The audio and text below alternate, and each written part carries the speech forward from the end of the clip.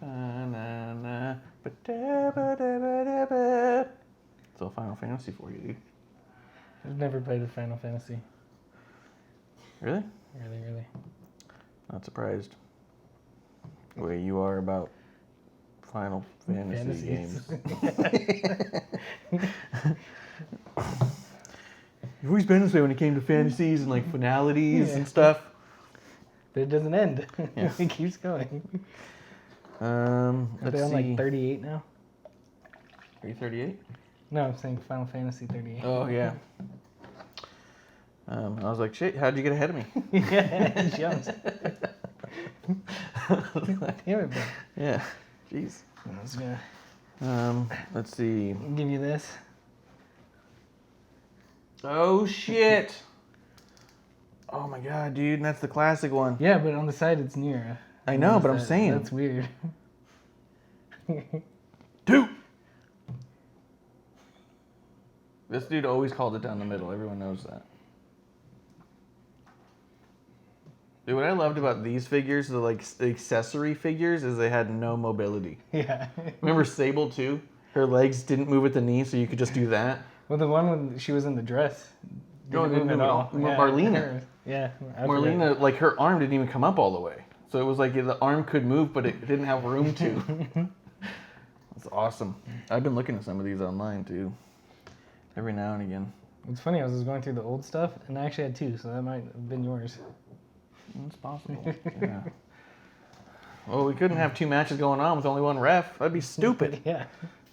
We weren't idiots. We need an outside ref at all times. Yeah. We need an outside enforcer. Let's see. Oh, real quick. This ends in 8 minutes. Did you want it? You liked that one? Nah. 35? Nah. 'Cause I'll hit it. Nah. All right. I'll pass. Welcome to Wrestling on the Rocks. It's a bit Not so early. much rocks. A little early for rocks.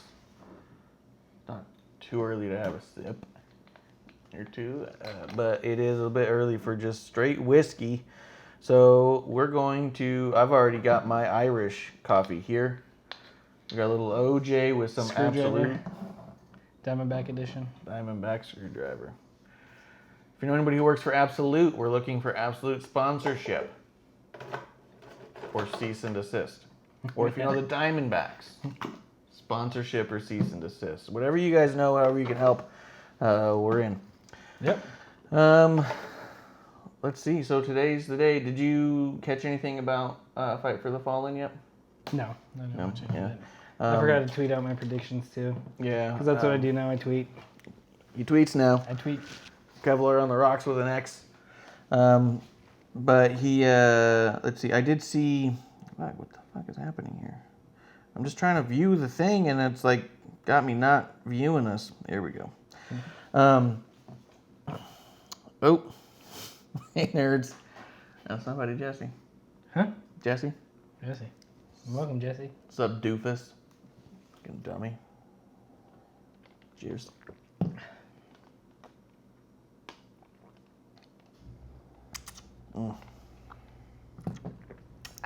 Never too early to have a drink. Let's see. I can watch like half of it. I'm gonna finish it this next couple days, but we're gonna review Fight for the Fallen. I think next weekend, if that's good with you. I'm on call again. So I don't know. So we'll see. Yeah. We'll see. We're gonna figure it out. We're gonna do a show specifically for Fight for the Fallen. I think. Or maybe we'll just meld it into one of the other ones. We'll see. But today we're doing the Extreme Rules predictions. They have, I believe, 10 matches on the card. Oh, wow. Yeah. And then it was really funny. And 5 of them involve Shane? They're all Shane. Oh, okay. Shane's good, man. He's the best. In the world. In the world. We need a little Mike Rome figure.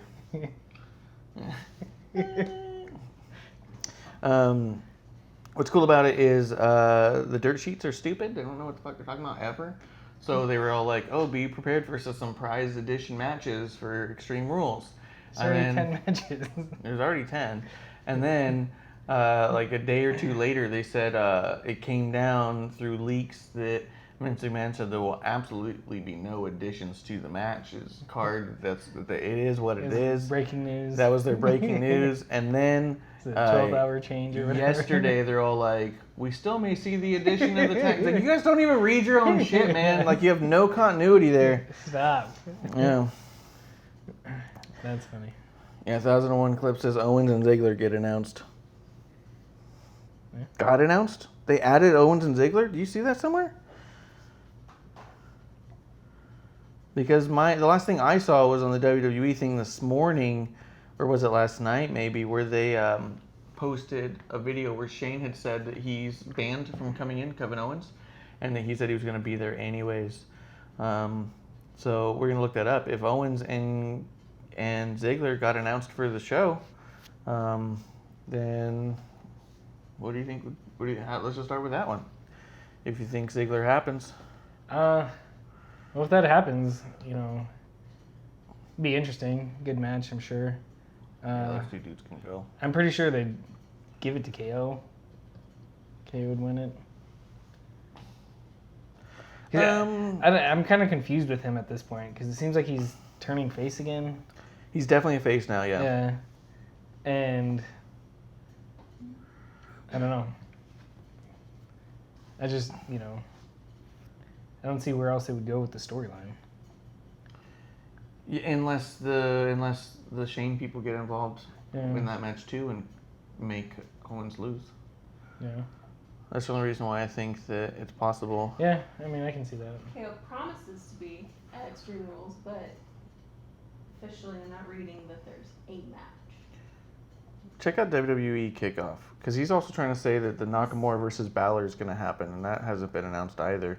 Where are you seeing this, man? We can't seem to find it at WWE.com.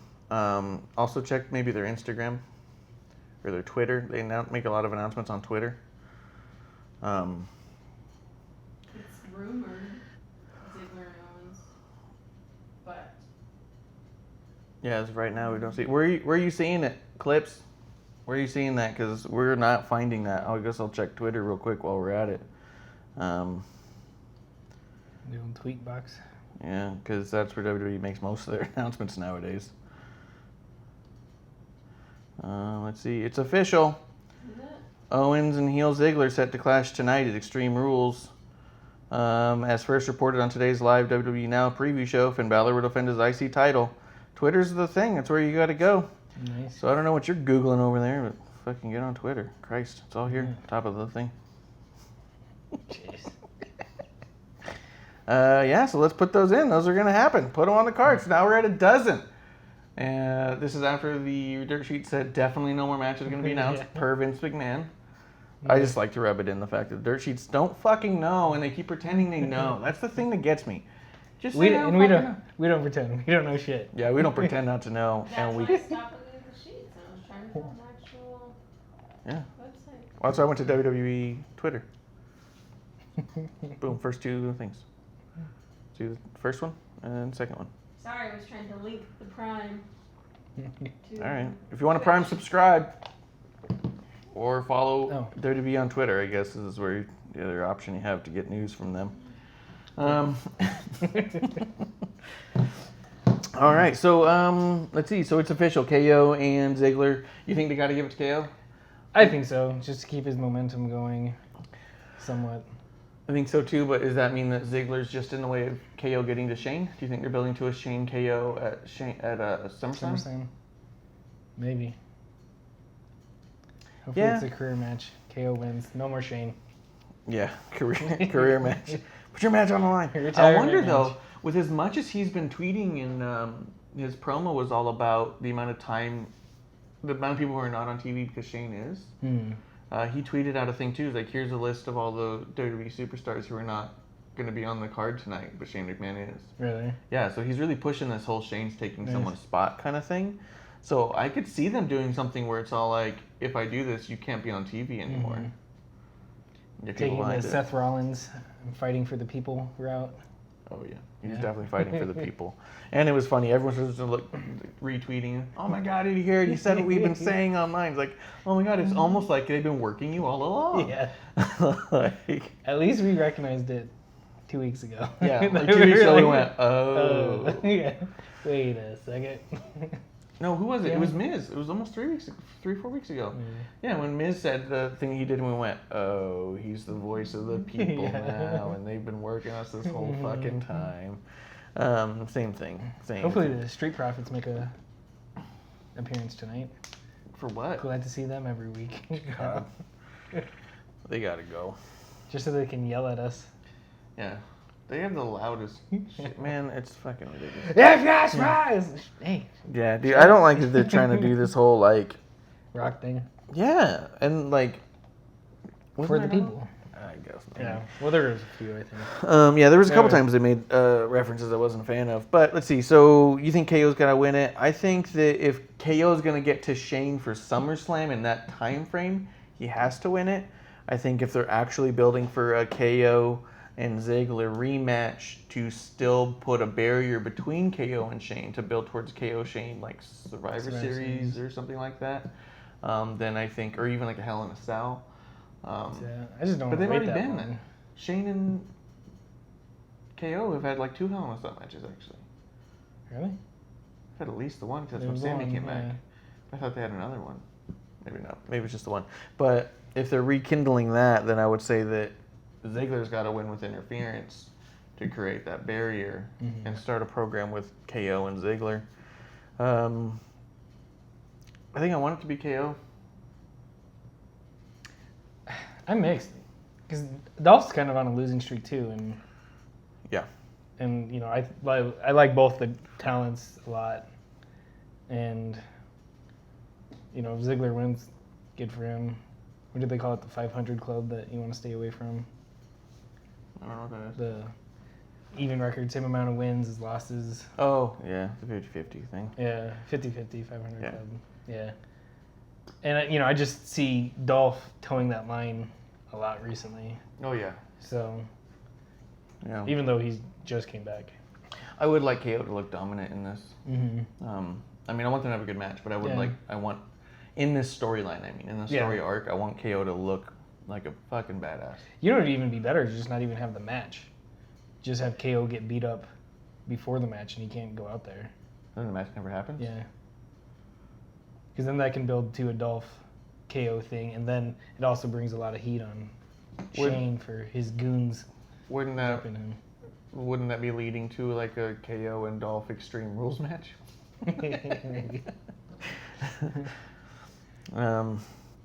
Let's see if there's any special match stipulations on these two. Oh my god.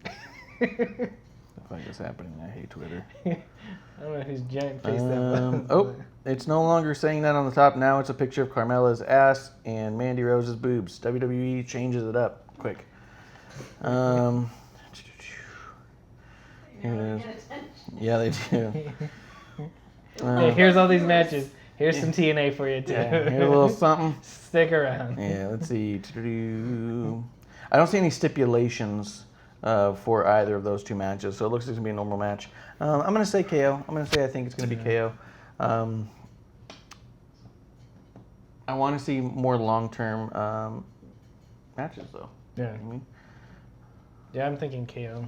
That was my gut instinct. so let's see. So then after that gets us to Shinshaka Shinsuke? Nakamura. When did they do that? Fucking AEW did that shit. Oh, that's who it was, yeah. Or Nakazawa. Yeah. Fucking piece of shit. Shinsuke versus 'Cause I remember Finn both Balor. Both of us just looked at each other and were like, what is going on right now? What the fuck is happening? Make them stop. Yeah, quit. Yeah. What do you think about this one? IC title? Let's see. Okay, here he is. Sorry, Clips. I was on the Twitter. Let me see. I'm going to catch up with him real quick. He said the title match was set on the WWE Now live stream, which is what the Twitter said, with Kathy. Let's see. This pay-per-view can very easily be the best show of the weekend. Could. I believe that, too. The Shane takes up people's time crap doesn't interest me because they're going to take Shane off TV and someone else will take all the TV time like it was always been. Others not getting used to Hey. is only a problem because the show sucks. If someone said I wish Rock, Austin, Vader, Taker, Vince, and DX didn't take up all the time on TV, you'd probably get stabbed. I agree. Hi, Keith. Yeah, Keith, what up? This is the worst stream I've ever attended. Hey. I think it's a little SCU. You've seen some of our other shows. That's a little SCU thing. Oh, is this it? is the worst town I've ever been to. Oh, yeah. I agree with that too, Clips. The idea that Shane's taking up all of I someone's thought you were time. agreeing with Keith for a second. I was like, damn, we're the worst show you Yeah, ever. no, I agree with Keith. This is fucking nightmare every I'm out. time. This is a grueling process. I cry a lot after. But I agree with the sentiment. It's always somebody. Somebody's taking up a ton of time. I think right now people are looking for things to be annoyed at and pissed at. When it wasn't Shane, it was Roman. You know. What's up? Oh, you're getting your mic ready? Yeah, when it wasn't Shane, it was Roman. When it was always somebody. Always somebody's taking up all the time from someone else. I think people just want to not like Shane right now because I think they're not supposed to like Shane right now. They did the same thing with Cena. They were talking about how he was taking everybody's spot and everyone's time. But at the end of the day, there's only one top spot. And there's only so much TV time. It does get annoying and feel bad when it's the same person taking up a good chunk of that time. I think it just so happens to be a heel right now, which is the problem for those fans. But I do think that when it's a face like Roman, you start seeing them become a heel because I think everyone wants their favorites to have the title and be on TV the most. And I don't think that is the same as good booking. Like, I think Dolph Ziggler is booked incredibly well. I do too, but at the same time, look at Finn. Exactly. They haven't been on TV and... That's exactly my point. Yeah. Finn's got your title. Is that good booking? Is that everyone saying he's finally being booked properly? Yeah. No, Dolph doesn't have a title, and no one's saying he's not being booked properly. You know what I mean? Well, I mean, some people probably are because he doesn't have the title. But I think there's a difference between having a title and being booked properly. I think some people need championships to get them over these hurdles and to get them really over. Some people, a la Roddy Piper, never needed the title to be the number one draw in the company. Undertaker, although he had the title a couple of times, it was more as a means to get the title from someone in a storyline to someone else, semi-transitional. That's not to say he never deserved it or never earned it, but he never needed it. Yeah. If you heard The Undertaker was going to be there, you didn't give a shit if there was a title on the line. Yeah. I just want to see The Undertaker. Yeah, You know what I mean? like at Saudi Arabia. Yeah. Saudi Arabia. When Undertaker showed up at the Raw I went to, he just stood there for a second and I was like, this is incredible! Like, I didn't need him to be defending a title or something. You know what I mean? Like, people don't always need it and they're not the same thing. And I think Shinsuke versus Balor is a huge example of what is good booking versus what is having a title. So I agree. The idea of Shane taking up TV time, I think, is a cool angle. I think it's a good way to work the crowd into hating somebody. But yeah, I disagree with the idea that that's going to solve anything. Yeah. I'm glad that they're not taking up time to go against the competition, right? The AEW, I'm sorry, say that again. that they're not spending time to Acknowledge AEW? talk crap about it as much as vice versa. Yeah, that's the thing. When you're number one, you don't talk about number two. Because it doesn't matter. When you're number two, you have to constantly talk about number one so you can try to draw them down. I think you're just seeing what that is. WWE has got nothing to worry about as of now. They might. At some point. Yeah. And WWE's seen a lot of other companies come and go. And, you know... Yeah, they like, never mentioned that Impact. Yeah, TNA. TNA, yeah. You know... Ring of Honor, they never mentioned. Yeah, they've never mentioned anyone. I think the difference is that AEW just has a lot of steam off the bat compared to these other companies. And, you know, they've got a lot of momentum and everyone's excited. You know, they were kind of pushed towards the forefront, and the couple of things I've seen from them have kind of just been like, they need to work out a lot of kinks before saying they're elite and they're the best. Yeah, I have every reason to suspect, again, from the outside looking in and with absolutely no backstage knowledge, we don't know shit, and we don't pretend to, but I do have reason to suspect that they probably were a little nervous about hearing all this stuff. They got a TNT deal, they got all this stuff, and then they saw the first show and went, yeah, we'll see how this plays out. Yeah. You know what I mean? Like, I think seeing the first show calmed a lot of the anxiety there of the what is this going to be. I think seeing the second show really calmed a lot of the anxieties about is this going to be a major threat or not. I think they know that there's a long way to get to from where they're at to where WWE is at, and I don't think that they're even remotely concerned. No. Their concern is how much money are they throwing at these guys. That's their only concern, I think, because then it's going to affect their bottom dollar. Yeah, If I can't afford to keep my dudes. Taking the talent away. 100%. So I don't think that they're ignoring it by any means. They are listening to what the buzz is, I'm sure, but I don't think that they're stressed about it. I don't think they feel a need to acknowledge them. And I think I agree with that. I agree with Keith too. I think Shane is an amazing worker. I really do. Yeah. I think he's one of the best wrestlers who will never get the credit for being a good wrestler. Well, we were actually excited when he won Best in the World. I thought it was kind of cool. We were like, hey, cool, it's an accolade.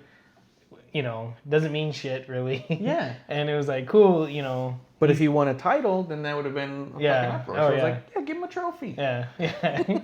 Give him a trophy we'll only see once. Yeah. And they keep bringing it around. Let's see. Clips thinks that KO and Club are going to take up a lot of TV time after the shows, after SummerSlam. I can see that. I hope that. Yeah. I think you can't give those guys enough TV time. I think they're absolutely great. Let's see. Keith just doesn't want it to be Roman who takes them. Let's see. They don't need the main roster to talk about AEW. They're going to use Evolve to go against AEW. Evolve and NXT, I think, are their tools to thwart off anything that they have to concern about with AEW. And I think NXT's planning bigger things. You know, they've already done big things. I think they're planning bigger things to even just show people, like, hey, our minor league is better than your elite. And I think that's gonna be a big swing, if you will. Yeah, I think so too. And the amount of up and down stuff you're hearing from people about AEW shows, you don't hear that when it comes to NXT shows. You hear it from main roster shows. So I think they also know that the NXT fan base is so locked into that style, and that it's so successful in that regard, and critically acclaimed by everyone. They're constantly getting like 5-star ratings from Meltzer because he just fucking loves these dudes. Yeah. So yeah, put them against the other one, because hey, then it doesn't have to affect our main roster, which is our true money maker. Yeah. But if you want us to try and like go head to head with you on something else, we'll just put the thing that everyone loves the most over there. Yeah. It doesn't have to affect anything we're doing. Yeah. And a big thing is, you know, like Sean Spears. Sure, they have Moxley, but Sean Spears, like, hey, you never cut it in the big leagues here. Yeah. What's going on over there? Yeah, I just think that there's probably another way to do this. But I guess if we're going to Google and read of the show, Jeff Hardy yesterday was arrested for intoxication. Oh, really? Yeah, so it's kind of a bummer. I didn't really want to talk about it today. Sorry. So why'd you let me pick this cup? Apparently he likes to party. But yeah, that happened, and you know, best wishes to him. I hope it was just an incident of him drinking a little bit too much, and we know what his past is, and we just hope it's not going to be a habit or indication. It does feel like every time falling out again. Yeah, hopefully it's just a speed bump, and hopefully he gets right back on it. Let's see. We're missing Clump, our resident Lawler. No, we don't drink Clump? for the show. Clump is our Lawler? Because he's sober? Yeah. Yeah, Clump's not here. He's in Phoenix or something. I don't really ask him a lot of follow-up questions. You can be at the show? Nope. Okay. Let's see. Clip says, I think WWE knows if the show was just a little better or ran by someone that wasn't the old man, would AEW versus WWE really be a thing? I don't know that running by the old man is the problem. Yeah. I do think that he's starting to surround himself by some pretty great folks who are battle tested. Yeah. Well, that's his big thing, is bringing in his two biggest competitors back in the day and saying, hey, we're forces again, and Yeah, just I mean- one big all-star team, if you will. I wouldn't be totally shocked to find out that if Vince was asked point blank by someone, what is the thing like you would redo if you could redo the Wars? Because I wouldn't want to go up against them again. You know what I mean? Like, well, if you wouldn't want to go up against them again, let's put them on our team. Yeah. You know what I mean? Like, let's see. Keith was predicting last night that we'll get an hour of Evolve after NXT to combat the 2-hour AEW Wednesday show.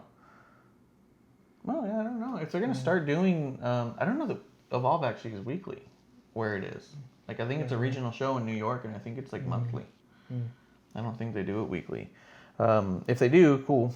Let's see. Keith and Clips both agree it's going to be NXT versus AEW. Shadow King. What's up? He made it. Cheers. What up?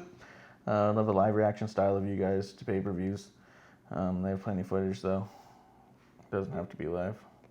Oh, he's talking about the Evolve stuff. Yeah, a lot of our watching wrestling is this. Yeah, that's good. What do you think of that? Alright. Pretty good. Yeah, not bad. That's kind of cool. Although every now and again something does make me jump. Yeah. What was it last night? There was something on the show that I was like, oh my god. Oh, Cody. Take another chair shot. He did like a suicide dive over the top rope. Oh, really? Yeah, into the outside on like a ramp because they had a really weird setup and the ramp goes up to the ring, Short. Oh, Short really? ramp. super Nice. short, and so because of that, there was no like distance from the fall, so he just fucking launched himself over the top, like suicide dived onto a dude, and I was all like, whoa! Nice. Sometimes there's a holy shit in there. Yeah, yeah, for sure. Yeah, Cody's great. Again, he's awesome. Let's see. We still haven't even talked about the second match yet. We're getting there. Although I'll tell you one thing, as long as we're off topic anyways, let's keep need this more train ice. going. Yeah. I started thinking about Cody and what he's been doing since AEW was announced. Mm-hmm. And what have we been saying? He's the one who's talking about WWE the most. Yeah. He's the one who's crushing a Triple H A prop throne. Yeah. on air. Yeah. He's the one cutting promos where he refers to Triple H as being a pissant bodybuilder. Mm-hmm. Shout out to Is you it guys. just me? So do you guys didn't watch Evolve yet? No, I haven't seen Evolve yet. I'm gonna watch that probably tomorrow. What if Cody, being as smart as he is legitimately building himself a ready-made WWE angle in case anything goes wrong in Return. AEW? Yeah.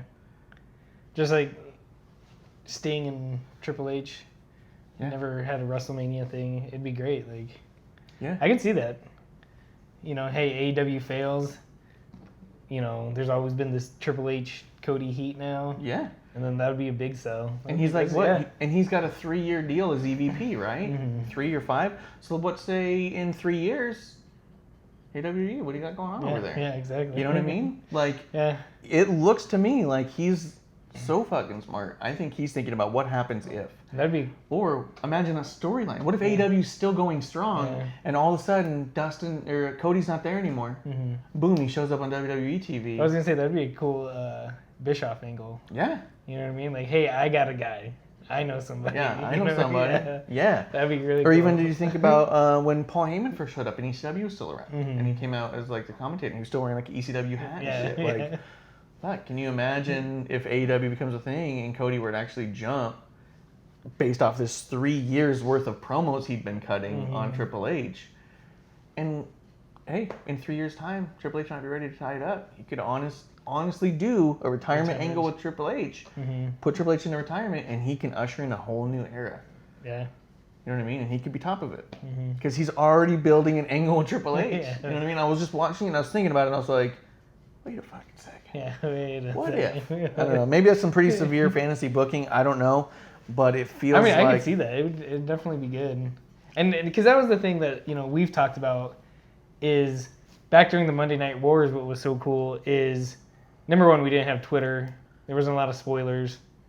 But randomly, we would see a different person on the other show. Yeah, Rick Rude. Yeah, Rick Rude. Same show one week. Yeah, yeah. And it was, it was like, oh shit, what's going on?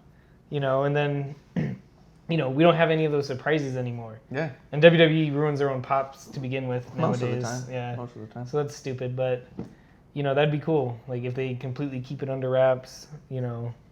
Cody almost pulls a Moxley and I'm gonna go back to Japan for a little bit, weigh out my options, or see where I want to go, and then all of a sudden he's on Raw the next day. Yeah. That'd be interesting. I think it'd be pretty fucking. I think it'd be big. I think it'd be big money for everyone involved. Oh yeah. And that's also like. And then when I was watching they did a promo the other day for the show last night, and in there, they're talking about their matches in WWE. Mm-hmm. They said everyone talks about the Usos being the best tag team, and people forget that we ran roughshod on Usos for years. Because we're the first team to never beat the Shield. What the fuck is their storyline have anything to do with AEW, right? Yeah. But you're inadvertently putting over WWE talent, right? Because you're saying like, look at these incredible teams that they have that we beat. You know what I mean?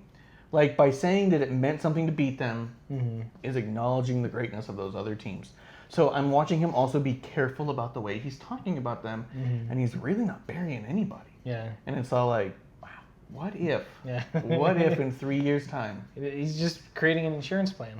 That's what I wonder. Yeah. Is he truly completely invested in this going to survive, or is he so smart and sees what's going on around him that he's all like, hey, this could all fall the fuck apart. Yeah. You know what I mean? Like, because you got a fucking fanboy running the show who lets all the inmates run the asylum. At some point, something's got to give. Someone's got to say, I'm the end of the line. Yeah. Thank you, Sun Satellite. Satellite. For subscribing.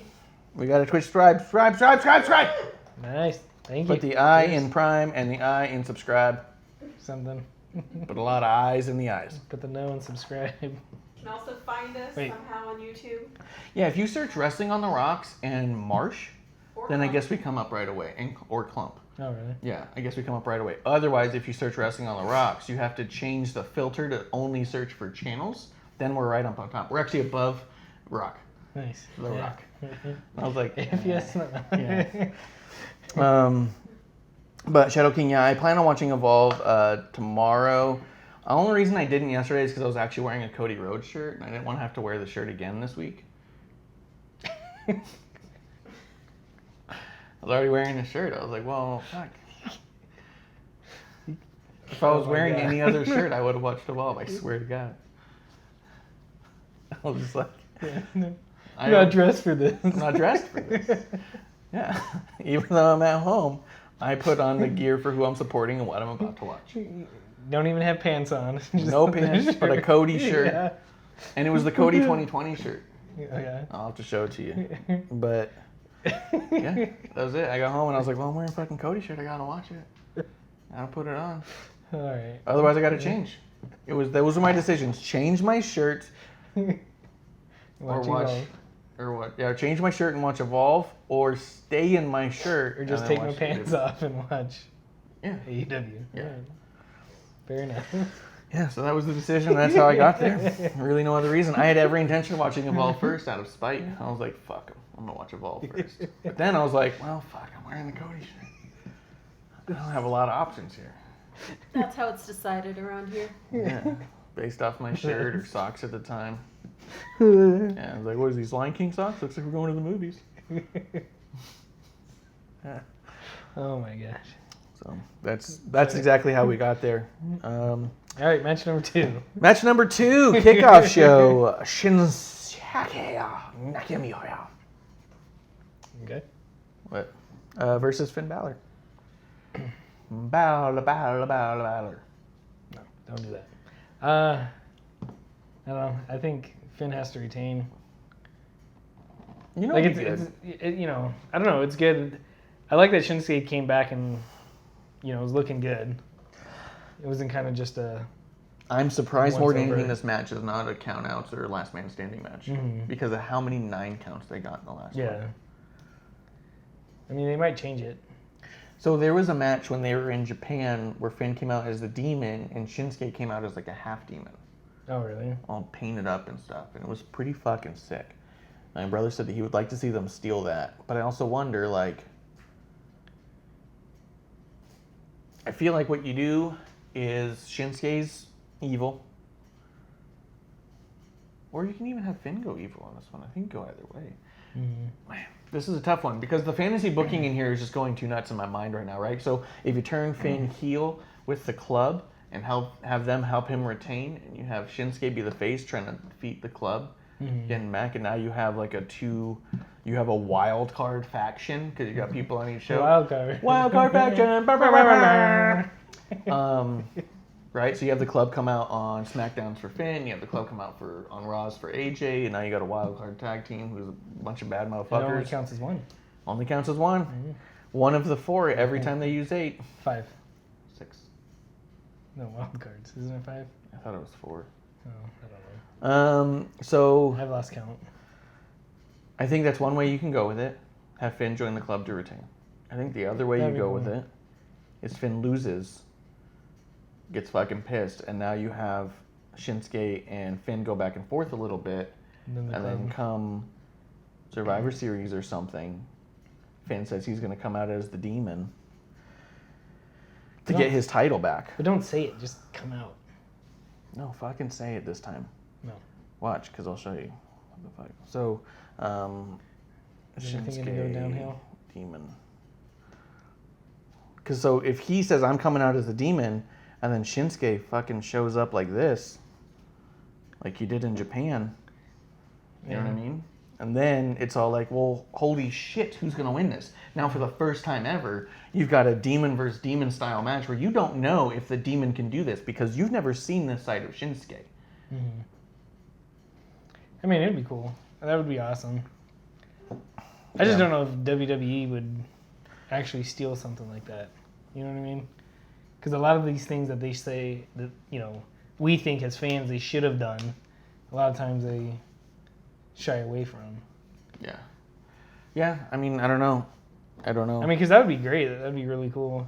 I think it'd be really neat to see these two go head to head. Anybody who's in front of a computer or anything, Google Shinsuke Demon, and even the first picture you see pop up is Shinsuke as a demon in Japan. And I think that... Do you think this is the match that... Sorry, go ahead. No, do I think the match is... Sorry, I was just interrupting. Do you think this is the match that Bray comes out for? Disrupts this one? I think he could. Then you can have Demon Fiend, and Demon.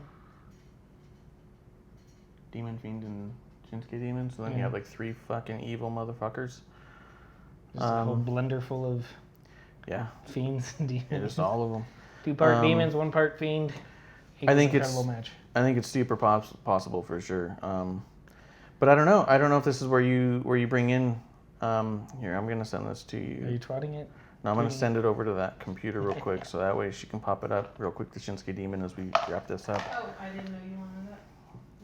I just sent it to you, so if you hit accept and then download, there you go. So we pop it up real quick so we don't have people jump out of the stream. But we're going to pop it up real quick as we kind of wrap it up. But I think that, Fiend could be a great addition if this is the route they went. Yeah. I just think for, I don't know, whatever reason, I think Bray's showing up to Extreme Rules. We haven't had a Firefly Funhouse in a while. We've been seeing the puppets. They were really strong for a bit and they kind of went away a little bit. You see the Bailey had a tweet about the Rambling Rabbit? No. I think I forgot to send it to you, but they did... They were showing that Bailey was coming towards the ring for one of the spots, and in the back was Rambling Rabbit. This was right after they announced it was gonna be a 2-to-1, and they posted that and like, oh look at this thing. And then she goes, put that thing in the match too. Oh really? Yeah. So it's this whole like, pile it on, just put that fucking thing in there too. Yeah, but it was funny. Put that thing in there. But there it is. There it is. There's Demon Shinsuke. That was a match that they had with each other in Japan, where they were both demons. So I think that if you took this angle, if you took this paint, if Finn Balor can come with his demon, why can't Shinsuke come with his? And I think that this could be a really cool way to go with it. Keith, let me know which wrestling emotes are gone. I'll see if I can maybe build some more for our channel. Because I was thinking about getting rid of the Marsh emote and putting in something more wrestling based anyhow. I think those are the two ways I see it. I see either Finn turns heel to retain, or Shinsuke takes it, and then you build towards an incredible Shinsuke Finn Balor thing down the line. Yeah. I just wish Survivor Series wasn't the way that it's been. Yeah. Well, I hope because Survivor Series is going to be after the Fox deal starts. That's true. So, and I hope that they just get rid of the last, 4 or 5 years that they've been doing Raw versus SmackDown. I hope they get rid of that shit. I hate it. I wonder if Fox would even just say like, no. Yeah. Because it was cool We're at not gonna first. tell you USA is better than us. Yeah. Yeah, exactly. Because it was cool at first because you had people that, as they booked it once in a lifetime matches that you wouldn't see because they were on different brands. And now with the wild card thing, it's like, we have that every week. So now you had a whole pay-per-view based off of a wild card rule, basically. Yeah. And it's like, well, now what do you do with it, Yeah.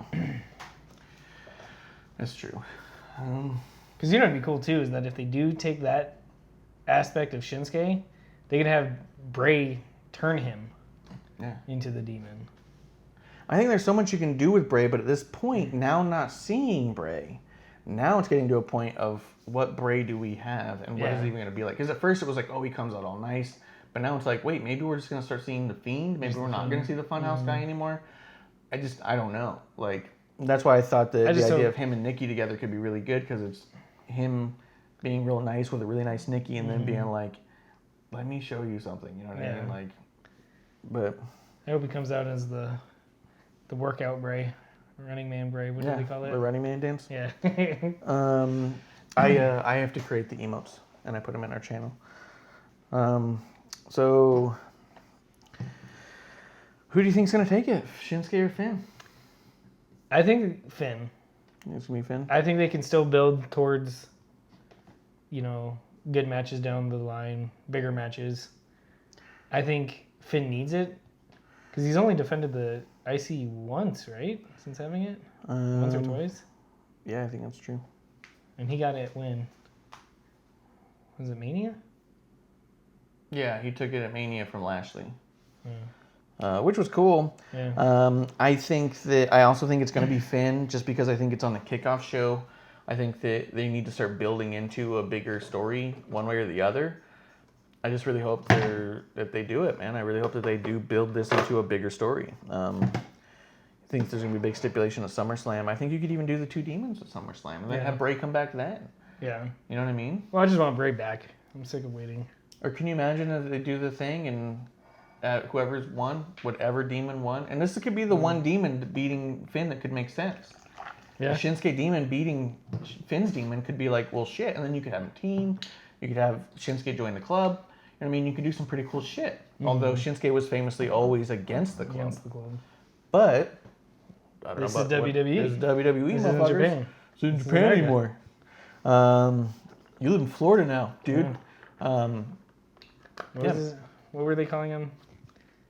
Chaos, I think. No. I mean, when he was the U.S. champ, the United States of Shinsuke or something. Knock America. Knock America. That's it. Yeah. Knock America.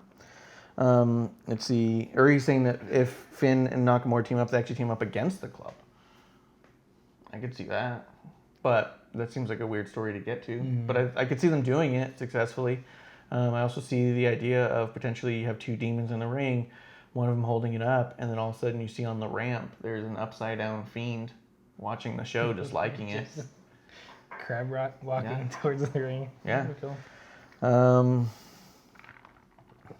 That's why they brought Bischoff back, so they can get the for Hogan. So Hogan can lead the club. Yeah. I actually saw a thing already. It said, like, there's a pretty safe bet that Hogan's going to make an appearance on SmackDown now that Bischoff's in charge. They have a long history of being friends. Like, shut the fuck up. You guys are so stupid, man. And it wasn't one of those joke ones. Yeah, really. Yeah, I was all like, yeah, because Eric Bischoff's the only connection Hogan has to the WWE. He's got a hard time getting on that channel without Bischoff. Yeah. No, I was talking about the catwalk. Oh, the Crow? Yeah. Yeah. Having the Fiend up there. They might not anymore, though, with all the Owen shit. No, of course they're not going to. You just see like a ton of stuff strapped him to, and he like can't even move. And it's all like, he's safe, guys. That's all they keep saying. He's safe up there. That's the one thing we do know. He is safe where he is. No one go up there. Yeah. She's lost a viewer. We just lost a viewer? Probably. Why? What the fuck? Where the fuck is my thing, man? All right, so third match. We're flying through this today, man. I guess we'll start with what is on the bottom here, which is the 205 Live Championship match. Title for no title. It's going to be Gulak versus Nice. Is there any stipulations in the match? No. Cruiser. It's for the title. Right. Sort of a stipulation. Gulak wins. Yeah, I'm going to say Gulak and move on. Yep. And that's that. Both think Gulak. Moving on. After that, we got Cesaro versus Aleister Black.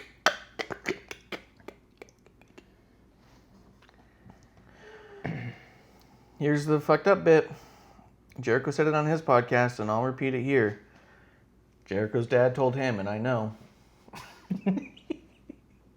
If someone challenges you to a fight and you lose, it's no big deal. Someone challenged you and you weren't able to do it. Mm-hmm. If you challenge someone to a fight and you lose, you're an asshole. Nope. Yeah. So this whole fucking time where I've been saying this doesn't make any sense. Mm-hmm. This is lose-lose.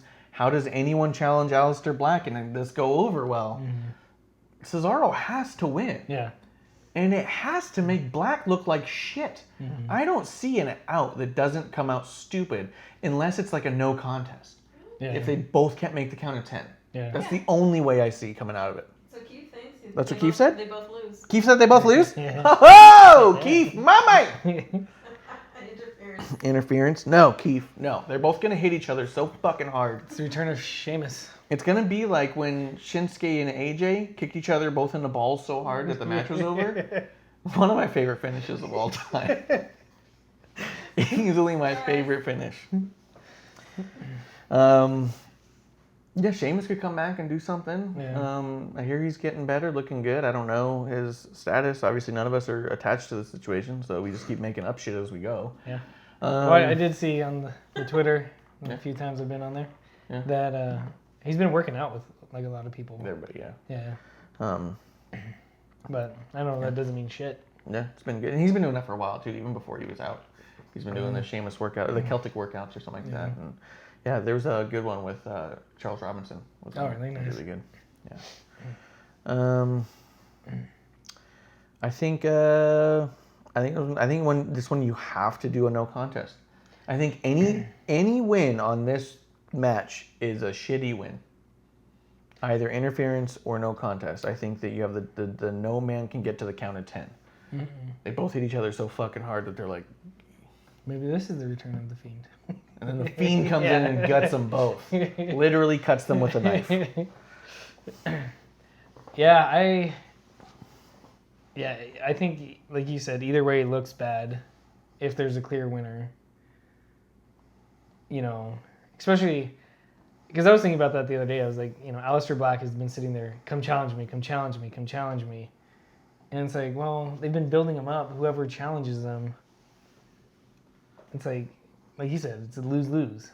Lose-lose. The only thing I can think is the idea that they've been building Cesaro so well as being so strong. Mm-hmm. Like, this dude neutralized Braun. Yeah. You know what I mean? Like, this is a strong motherfucker. Yeah.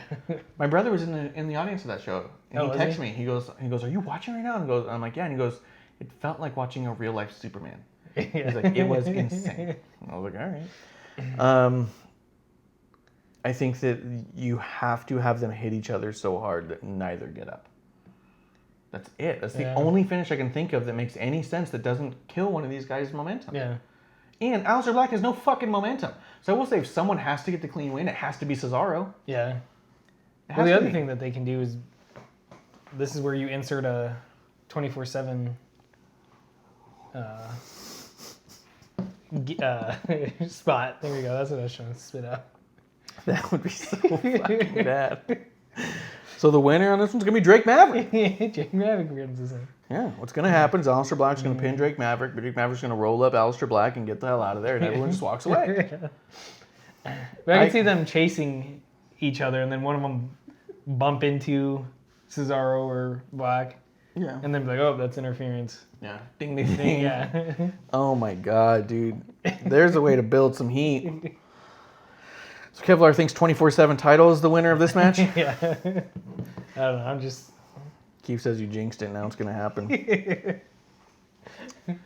be pretty amazing. Yeah. You heard it here first on Wrestling on the Rocks. Yeah. So who do you think? I think also I've not been into this weird Aleister Black In the promo closet. stuff. Yeah. Yeah, I don't like any of it, and this whole like you have to challenge me is so weird and stupid that I actually don't think I would be bothered if he lost. I'd be okay, cool. Maybe that'll fucking change his character and humble him a little bit from a character standpoint of like, all right, I shouldn't just be back there yelling at doors. Maybe I should be competing. Sorry. Oh no, because this point he hasn't wrestled since Yeah, WrestleMania. exactly. Well, you know what I thought would have been funny is before Cesaro went out there, I would have liked what's his name, Hawkings, to challenge him. Yeah, that would make sense. And then Aleister Black has a little bit of a losing streak, kind of loses his mind a little bit. I think that would have been funny. That'd have been good. But I don't know. I want Cesaro to win. Oh yeah, the kings of the kings Yep. of kings. I didn't read this shirt. I just got to the top. He just saw the crown and got excited. Yeah. Ooh, that's cool.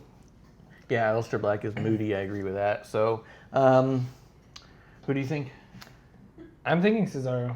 You think it's going to I be do. Cesaro? They've been making him look just ridiculously strong, and I just don't think it's stupid to do that. And then unless they're just using him to catapult Black, That's what I'm wondering. If they've been building Cesaro this whole time to get it so when Aleister beats him, it looks like a big win.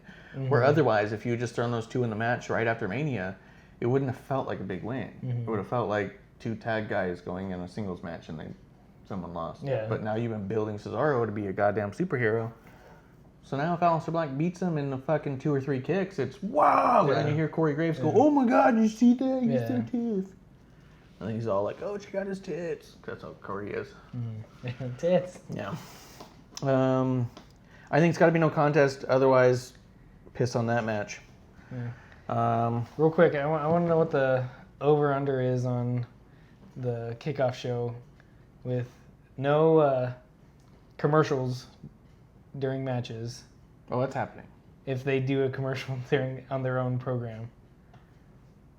No, they do that every time. No, I know, but since they came out and said, we're not going to split this up anymore, blah, blah, No, blah. but they do split screen still.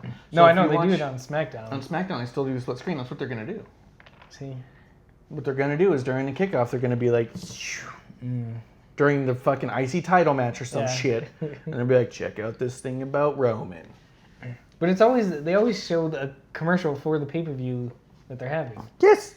And the same commercial commercial for that what they you're watching. show 300 times. That annoys the shit out of me. I will say this in the defense of that is it is a kickoff show that is on multiple platforms and is available on the network for free even to non-subscribers. Like if you're not logged in and you go to the stream now, you'll see the kickoff show. Yeah. It airs without an account. So they are trying to get people to buy the network now. Buy the network right now. Right now. So I get it. I actually thought the AEW did a better job this time of actually promoting their show during the buy-in, which hadn't done in the last two of them at all. But it still was a little off. But yeah, so I do think that that's if you're gonna have a kickoff with free matches and you're gonna try and get people to buy the network, you kind of have to promote the network and you have to promote what are you going to be seeing. Like for us, the kickoff show is part of the overall show we plan to watch. They're trying to capture in that show the people who are just thinking, I'm just going to watch the kickoff and be done with it. They're trying to get them to be like, look at these builds that you're going to miss. How many people do that? I think people still do. Really? I feel like. There's a guy at work yesterday who told me he just bought the network. Oh, really? Yeah, I was like, oh, nice. Did he subscribe? He didn't buy our network. Yeah. Actually, he did. Oh, did Actually, now I think about it, yeah, he did. He followed us that same day. Let's see. So after that, we get the SmackDown Tag Team Championships in a 3-way match with the Planet's Champions, Planet's Champs, v New Day v. Stakes and Weights, Heavy Machinery. Heavy men, I'll call it. They are big. Big guys. Couple of big dudes, couple of meatballs. Otis is a meatball. You know, this is a goddamn meatball, dude. Sometimes I feel like watching the way he tosses people around because he's got such limited mobility because of his shape. Mm-hmm. Sometimes I wonder, like, it's got to be stiff to work with him because sometimes he can't put you down. So he's like, so he does like these flicks where he just like shoves your legs down so your head has to come up. Like watch him when he goes to like scoop slam somebody. It's kind of like, and so those people are like hitting on the backside real hard. And so I gotta imagine he's all like, trust me, you'll be safe, but you can't fucking fight it. Yeah, you're gonna get it. So That's funny. I think predicting Dan O'Brien and the Redwood will retain is what Keith's saying. I don't think they will. I think I think they're gonna lose. I think it's Heavy Machinery. I think it's Heavy Machinery's time for them. I don't think I agree that they should win it right now, but I think that's where they're going with it. I think I'd like the Planet's Champions to continue to hold it and build something a little more. But I also feel this, with Heavy Machinery taking it, there's no reason why they can't still be involved in a storyline and say, hey, it was a triple threat. They pinned someone like Big E or someone. You didn't beat us. Yeah. Now I got to get my title back. You've got a ready-made SummerSlam match of Heavy Machinery versus Planet's Champions with all the meat on the line. All the beef. The only thing I think would be cool is that if New Day wins it, and then they can start something with Adam Cole and be like, hey, we got all the gold. Because remember, that's Undisputed Era's big thing. Is it? That they were going to get all the gold this year, and have they done they're it? going to be no. No? All right, fuck them. No, Adam Cole isn't champ, is he? Yes, he is. Oh, is he? Yeah. When did that happen? Oh, but the tag champs are the Street Profits. Yeah. So, yeah, fuck them. He took it from Gargano at that one show, remember? Oh, yeah, I remember that. Stupid Adam Cole. So I'm going to say that I think it's going to be Heavy Men. Marsh thinks Heavy Boys. Heavy D and the boys. Heavy D and the boys. But I think I would want... Fuck, I do think the New Day would be great. I think that'd be really fun for a while. Yeah. I'm going to say I want the New Day just because I do think it'd be cool for the photos, the ops, a little merch they could do with that. But I do agree with Keith that I think the Heavy Machinery should wait a little bit longer. Maybe Heavy Machinery winning it at SummerSlam could be big. Yeah, I think that's what I was going to think is maybe Planet's Champions winning it, but Heavy Machinery at SummerSlam or down the line a little bit. Yeah, I mean, I do think that it'd be really cool for Heavy Machinery to win it as SummerSlam as opposed to lose it on a SummerSlam. I just feel like that's where they're going with it. Maybe they can retain at SummerSlam as far as their storyline goes, but I do think it's a little early. I'd like to see a big win on a big platform for them. And I also think that if you take the titles away from the Planet's champs, that you can let them get back to some singles stuff because the singles. Because that was KO and Dana Bryan though. I think that was KO Dana Bryan shit. Oh yeah. Because that's the only thing that I wanted. I wanted them to do more with the belts. Yeah. You know, they were kind of just given to them, and then, you know, it does feel like they're just placeholders. And, you know, I wanted the new tag team belts, even if they, hey, we're the champs, but we're not even get a new belt. Just toss them to the side or throw them away. We're the champs, you know, and go from there.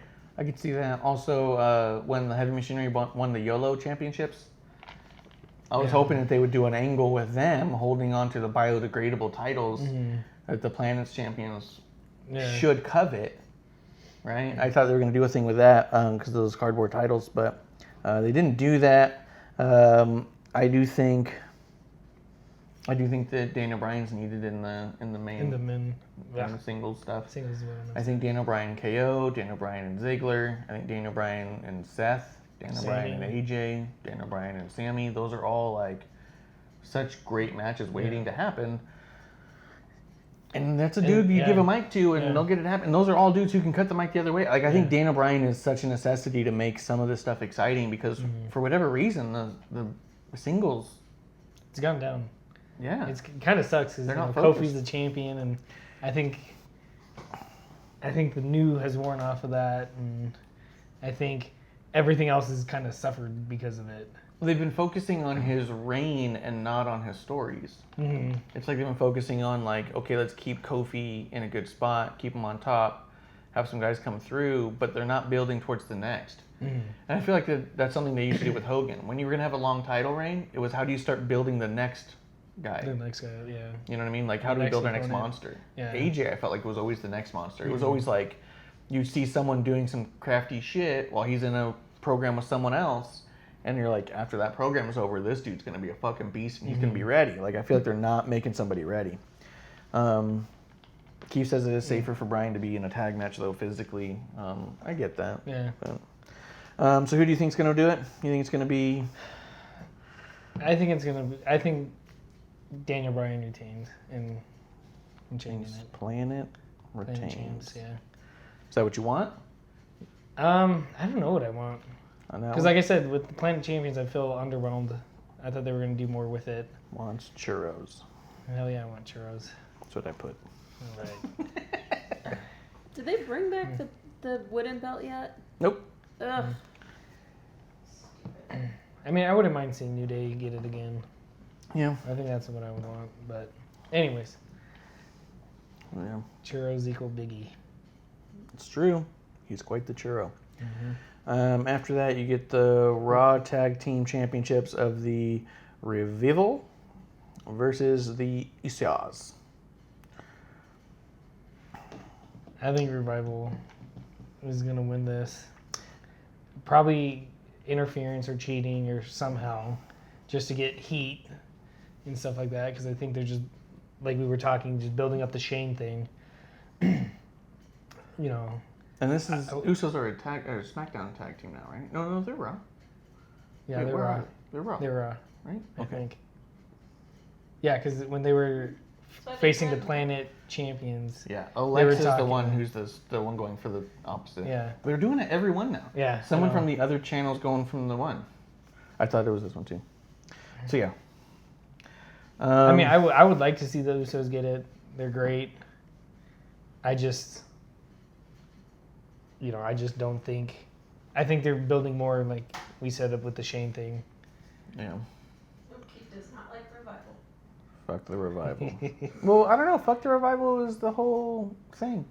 The Young Bucks had the FTW. Was fuck the Revival, and then the Revival were tweeting out the FTW as fear the Revival, and so it's this whole thing. So he might just be saying that as a fucking little tongue in cheek, or you might fucking hate the Revival. I don't know. The Revival starts with R, not W. Yeah, there's an R. FDR? Yeah. Okay. You kept saying FTW. No, he's got some. He's got some heat. Got some stuff. Oh, he said my ex of 7 years are related to Dawson. That's a top guy right there, though, dude. Dude, get some of that top guy money. Dude, did you get like a nasty fucking Snapchat from him?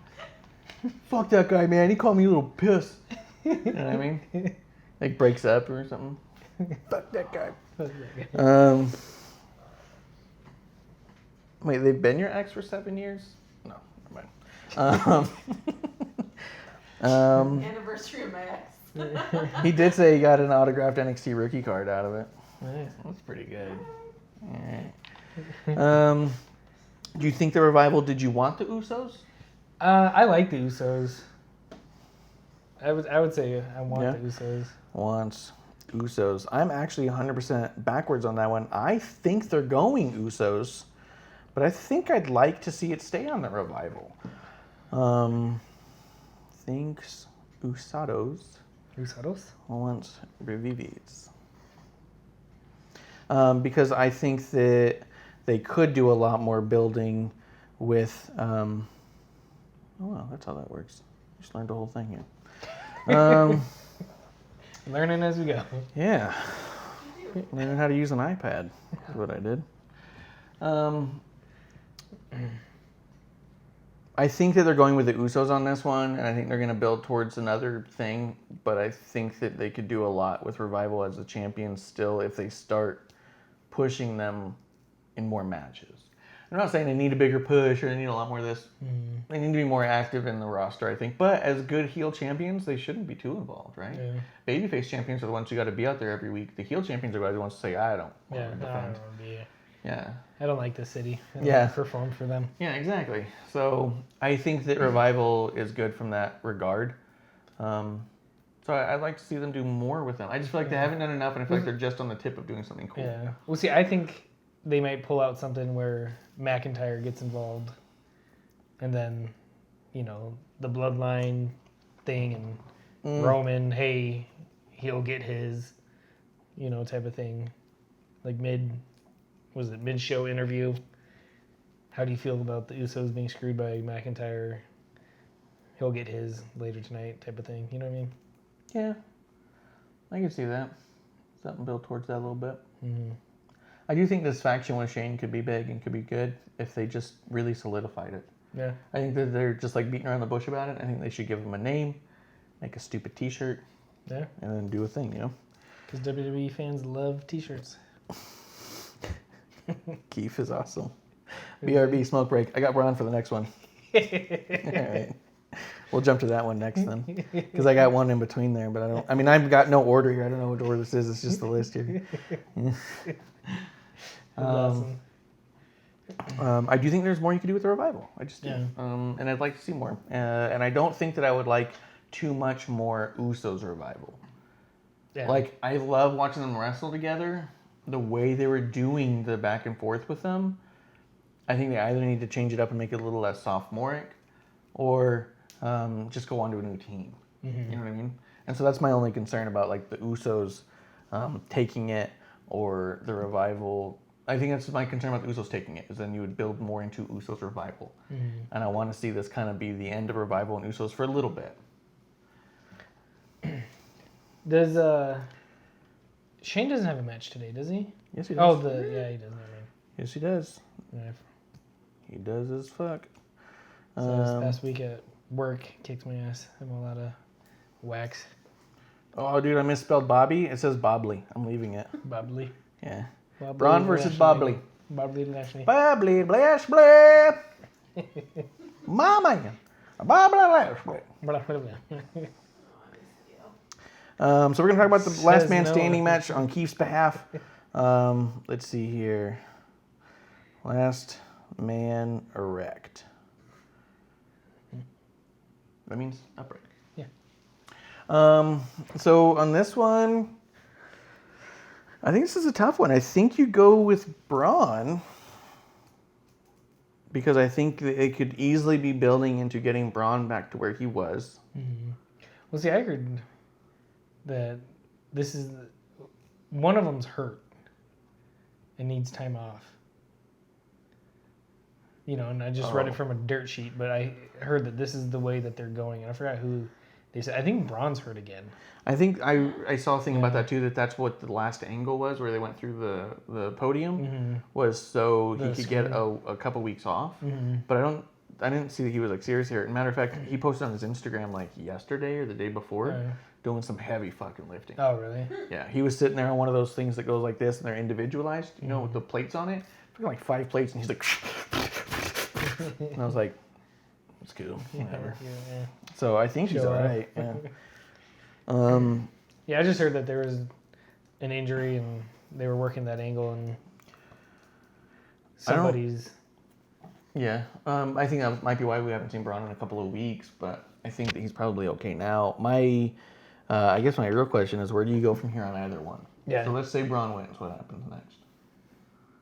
Because they've been in this bubble. Yeah. There's been kind of like this Braun and Bobby silo, where they're out there doing these segments that involve absolutely nobody else. Yeah. Their matches involve nobody else. They're like in wrestling purgatory. They're in a weird spot. Yeah. Where it's like, would a win for either one push them in any direction? Like, I don't see, because both of them are not coming off of a big storyline either. Mm-hmm. They've been in weird spots in the last couple months anyhow, so it's all like, oh, I beat Bobby, therefore I earned this. Yeah. Who the fuck is Bobby? Yeah. Bobby saying I beat Braun. And then Braun just got neutralized. Yeah. So I don't know. I think you go with Braun because I think that they still are going to go with. She's just looking up pictures of Ricochet's abs. Oh my god. Good Jesus. lord. No, these are Like I'm the, right here. You could wait a minute. Like the most like Instagram or Yeah, whatever I bet. Twitter pictures. I bet it's your No, favorites. actually, it's the second one of Kofi and his kids and his family. All right. Believe me, Just it's saying, like, if you gotta take a break or something, let me know. Just tension. Yeah. Fucking Christ. Yeah, that opened up to Carmella's ass. That was their Twitter. Yep, this is their site. But he wasn't hiding it. I announced it. You turned the computer sideways a little bit. Yeah, man, when I was posting stuff and turning the Now you're gonna move it. You got Now you mad? can't see them googling Ricochet abs. You got that when they had that. RicochetAbs.com. Jesus. In front of me, you know. No, if I could walk in on her and Ricochet and she'd be like, yeah, obviously. That would be the response immediately. Like, what did you think? Yeah. One of us doesn't have a shrine of a single superstar. Are you talking about your Stan Lee shrine No, over here your Bailey shrine in the entire corner. that's mixed with all other people? All other people. I see a Jinder Mahal signature over there on that wall. Where? Where? It's on the hat. It's in the dark area. It's hard to read. You need to sleep on my couch. Yeah, let's hang. I got some days.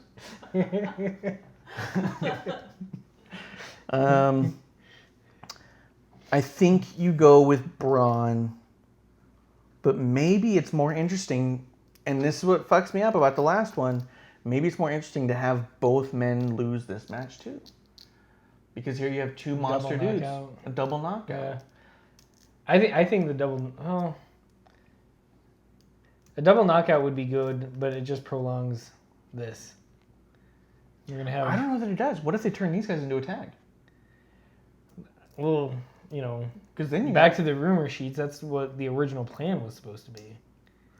But yeah, but okay. So let's say it was. When Braun got the little kid out of the audience. It was supposed to be Bobby. Oh yeah, Yeah. I remember that. Yeah. But that was fucking years ago. Because he said he's like me, he's this, and then Everyone's like, it's gonna be Bobby. yeah, and then all of a sudden he picked out a 12-year-old kid. Yeah, and then Bobby Lashley made his return the next night. Yeah. What's that kid's name? Nicholas. Nicholas. Yeah, big fan of his work. Should be in the 6th grade now. But I could see them doing a Twin Towers thing. Yeah. You know, What was the American Dream and the African Dream? Except he was the one man gang in Big Boss Man. What were they called? They were something towers. It wasn't Twin Towers. Towers of Power, right? What? No. There's no way. I think that maybe that's where you go with it. You have them both knock each other out, and then there's that moment. I'm pulling out my Googler. Um, I'm not going to Ricochet's abs, I promise. yeah.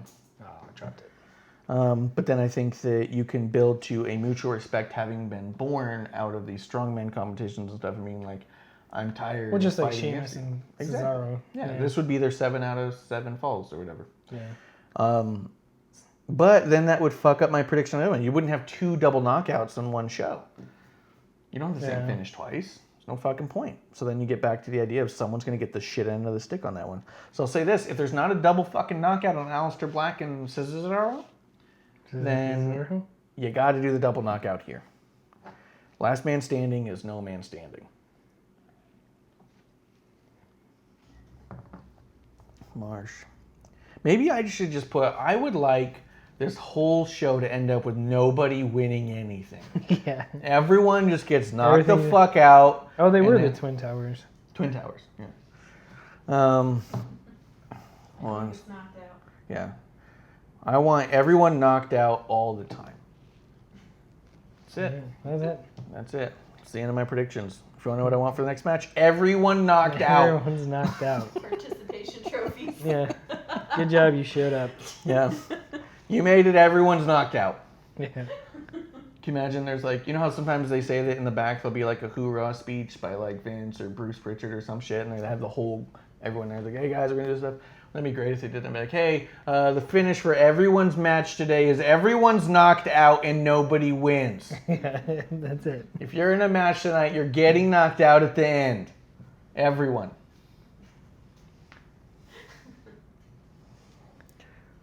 Everyone's like, Anyways, I'm not on that. so I want a double knockout on this one. I want the double knockout. I think otherwise, if not the double knockout, you go with Braun. I think you just got to build Braun as the monster and keep building Bobby as a mean motherfucker who nearly put out Braun. Yeah, the only thing I think that if Bobby wins it, then you might be setting up something further down the line for Seth. If Seth he's and Bobby? retaining, yeah. That'd be good. I want Seth and Bobby would be good. a new mouthpiece for Boyfriend? Bobby. Oh. He can't speak. Cesaro's the one who wears the mouthpiece. No, mouth like someone to speak for him. Yeah. He did okay the one time he was Yeah. talking shit about I think he's, Brock. yeah, I think he was doing all right. I think it really depends who he's talking to. Yeah. But yeah, I don't think he's good across the board by any means. Yeah. But who would you put him with? Put him back with a Paul Heyman? He's too busy now. Yeah. Oh, you got that one dude in NXT. What's his name? Skippy or some shit? Skippy. There's some dude who Can bring back Teddy Long. he's a Teddy Long type guy. Oh, is he? Yeah, and he's in NXT right now, and he was big managing on the indie scenes, and he got signed over with WWE, and it was a big deal. I'm like, oh, what's going to end up happening? Who's going to be with? And I don't think he's been paired with anybody. Really? I think he's been working with NXT for the past year. Bring him up. Yeah. Bring him up. Give him to Bobby. Give him to Bobby. Bobby. And then you lead into a Bobby and Leo match, because Leo returns like brokenhearted. And Bobby just big boots him one time, and then that's it, and then we never see Leo again. Yeah. So that was already implied. Yeah. Hey, yo, Bobby! Yo, Bobby, remember me? Remember me? That's what it felt like when Roman and Bobby are going back and forth. When Roman's all like, you did some stuff in MMA, and how did that work out? Bobby's like, it was pretty good. I did pretty good. Yeah, over knocked there. out a few guys. Yeah. Won some matches. Yeah. And he's like, what are you talking about? It went well. I guess maybe you didn't watch. Yeah. Felt like Roman be like, yo, Bobby! Bobby, from me! From me! Yeah. That's funny. All right, so who do you want to win that one? I want Bobby. I like Bobby. I do not like Braun. Wants the old Bobby. Bobby. The old Bobbly. The Bobbly.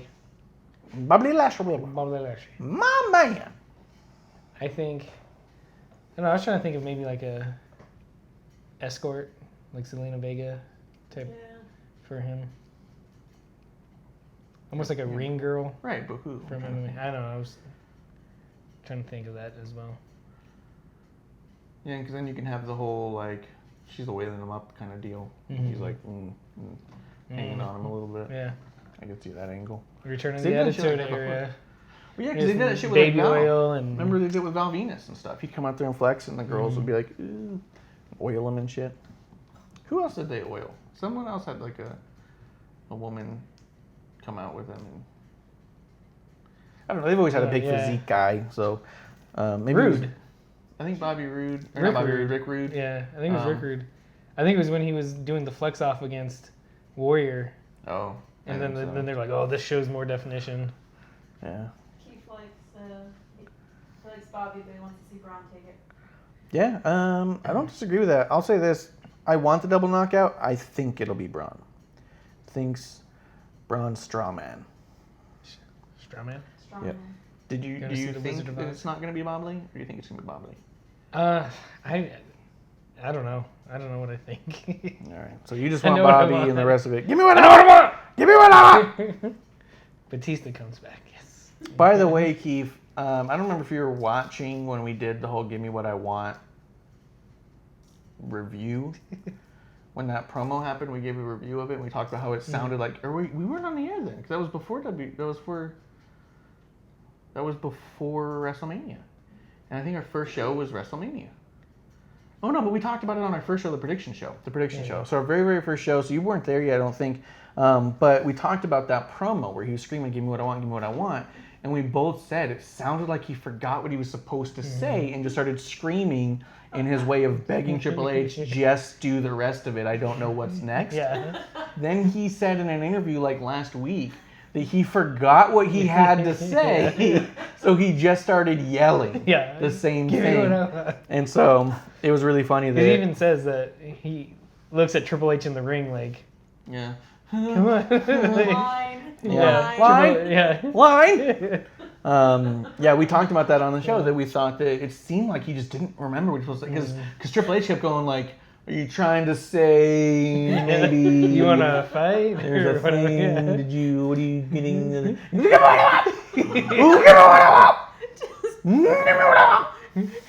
It's really funny when you've been in movies. Yeah, he's been in movies and it's like, can you remember these 12 lines? Nah. No, I've never had a part that big.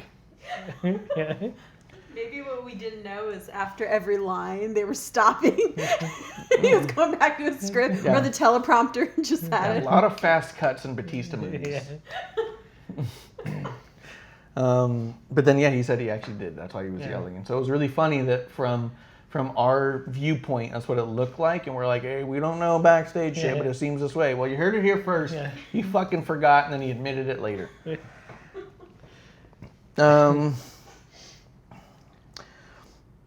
Yeah, I don't know where you go with either of them afterwards. So I think you gotta tag them. Yeah, unless they're doing Seth and Bobby, which I think would be good. The matches would be good. But if they were a the tag, promos would be fucking terrible. If they were a tag and they still were going for individual titles, but they were a team, that could be scary. Mm. So after that, we get the SmackDown Women's Champ Bayley.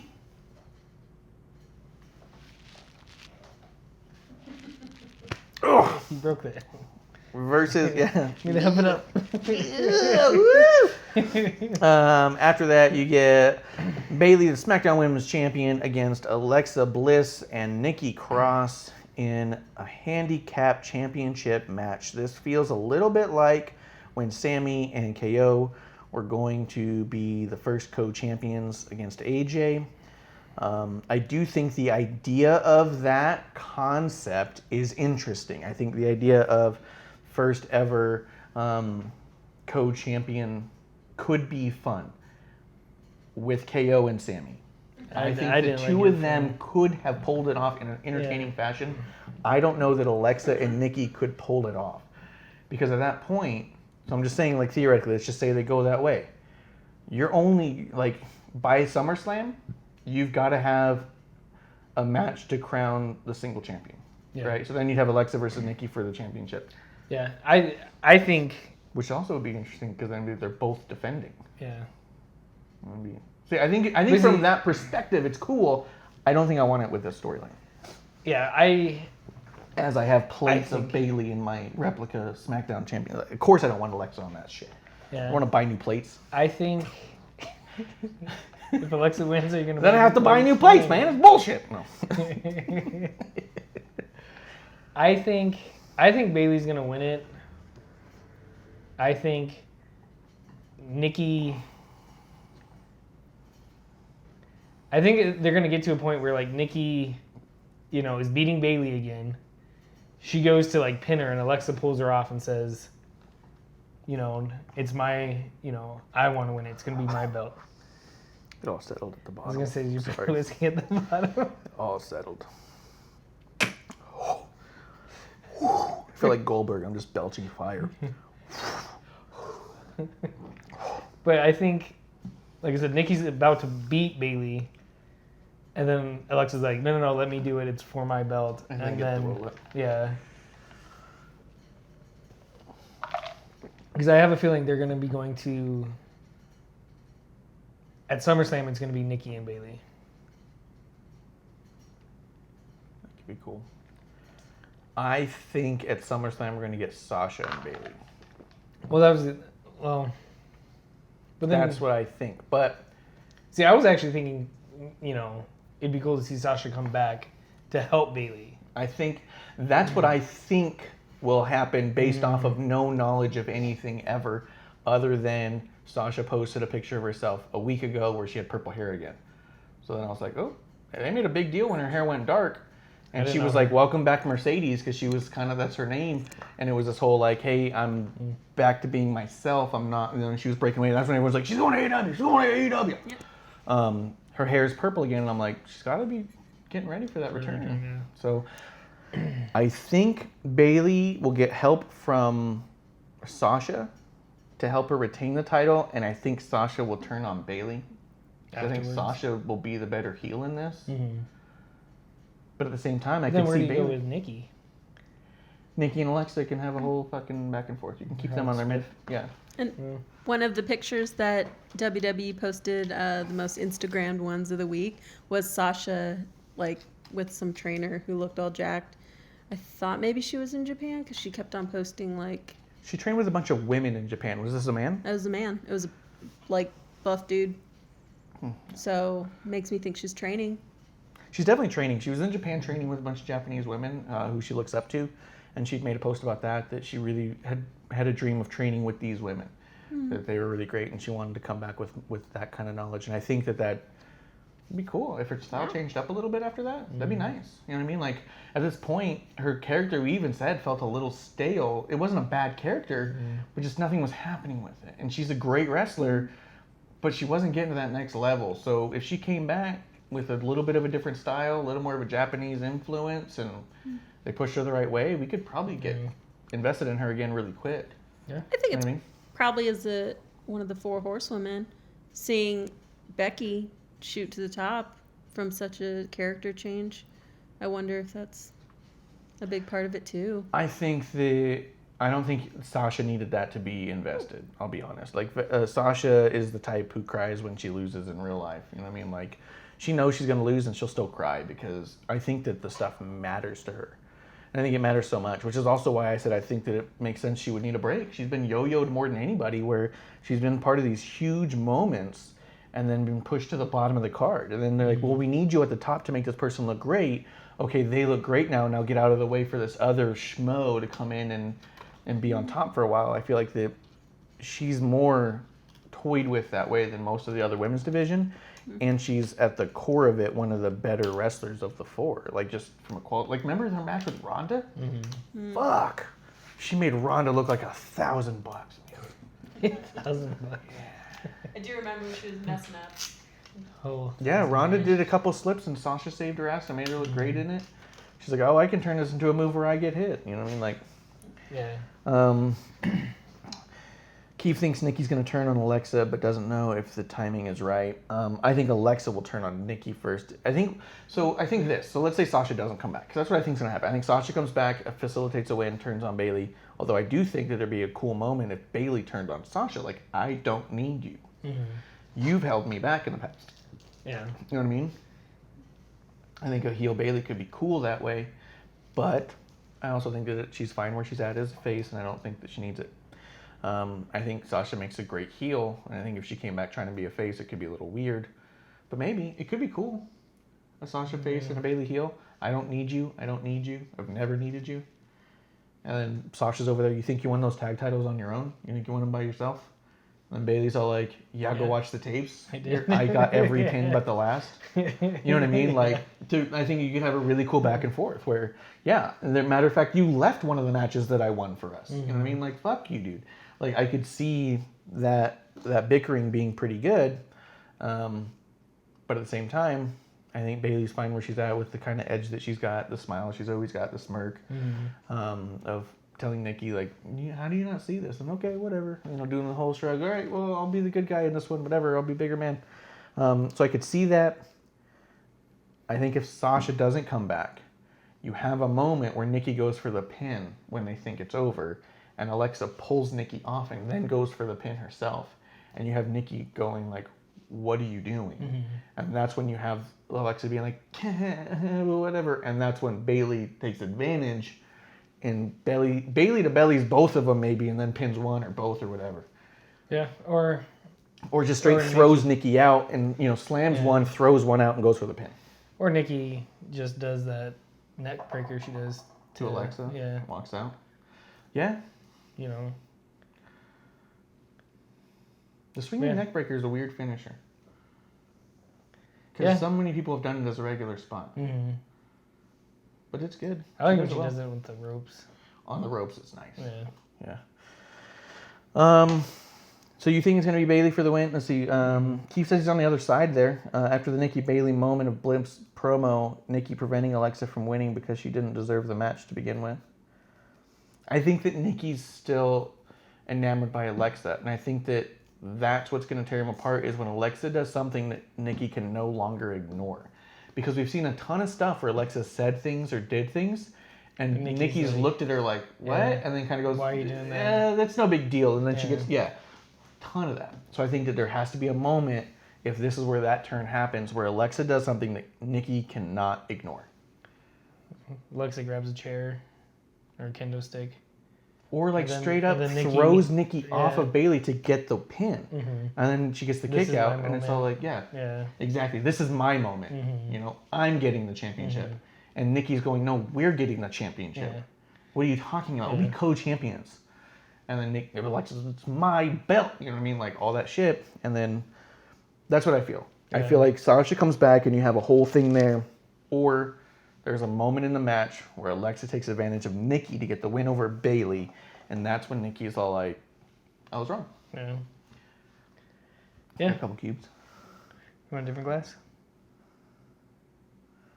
Yeah. Give me the Bailey glass. I got a Bailey cup for this. I can't handle it. That's I Naomi. know. Oh, man.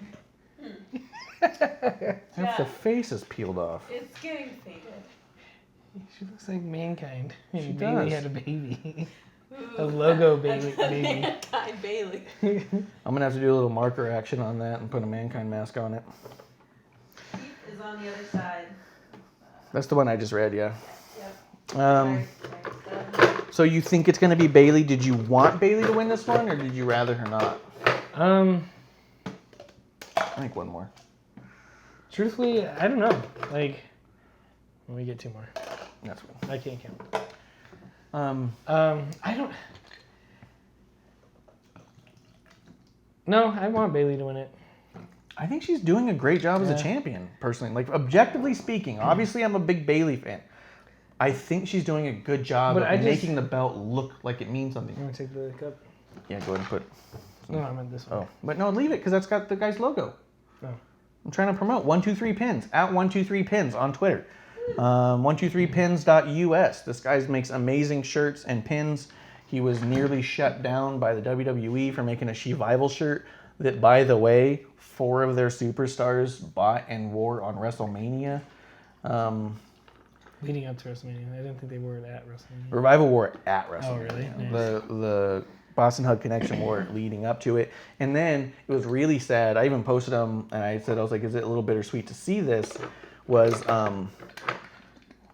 so the She-Vival pins he had made didn't get released, you could purchase it, but they weren't made yet until after he was given the cease and desist. And so he was given permission to send out everything people paid for, but to no longer sell more. And then so the She-Vival pins come in, he sends them out, and Bailey posts a thing. She got her She-Vival pin, and it Oh, was really? like, and she put like, here's his link and stuff, and it was like supporting him. I was like, it's a little bittersweet. She's promoting your pin, and that was probably the pin that got you shut down. And his response was really, really nice. He was like, no, they've always been supporters of mine, and they've been buying stuff for me. She's like, both of the teams have been buying stuff for me for so long. He's like, it wasn't that bittersweet necessarily, but 7-second mix break. 7-second mix break.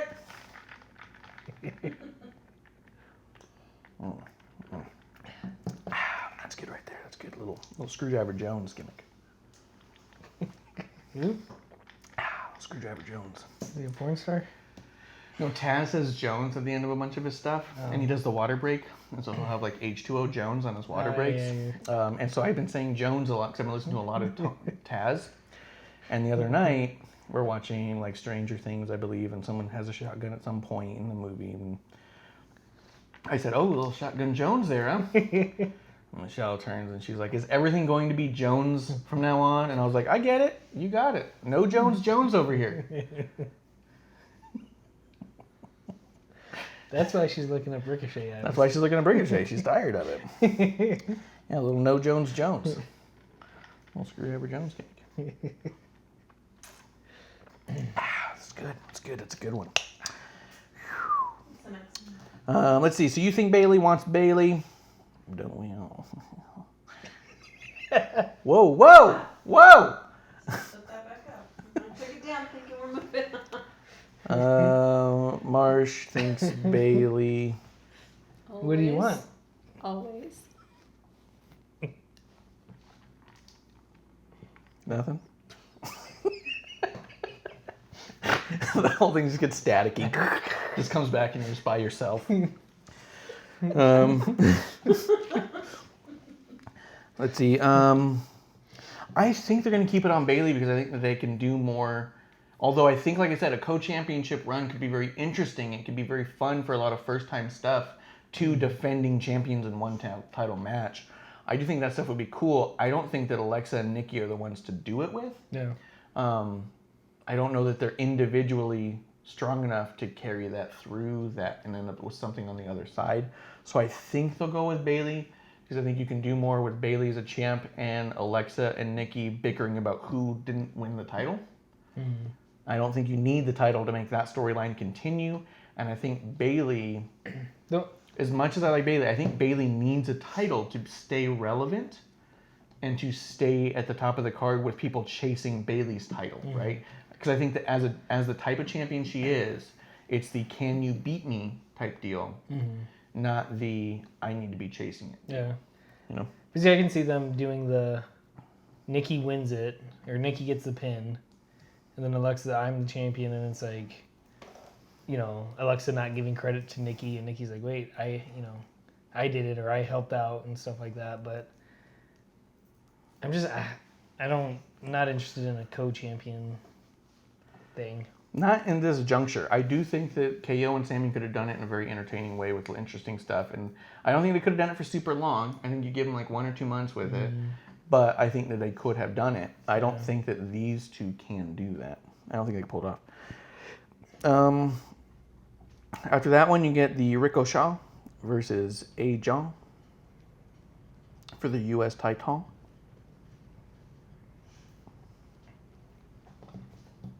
I think AJ takes it.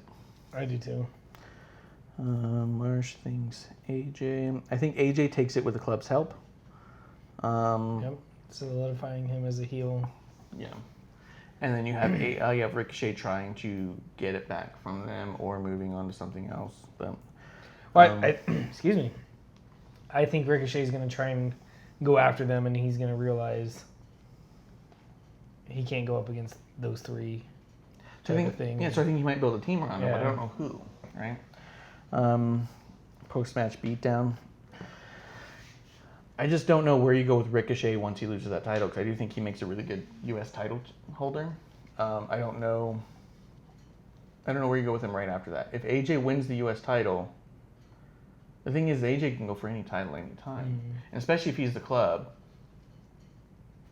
Well, I guess maybe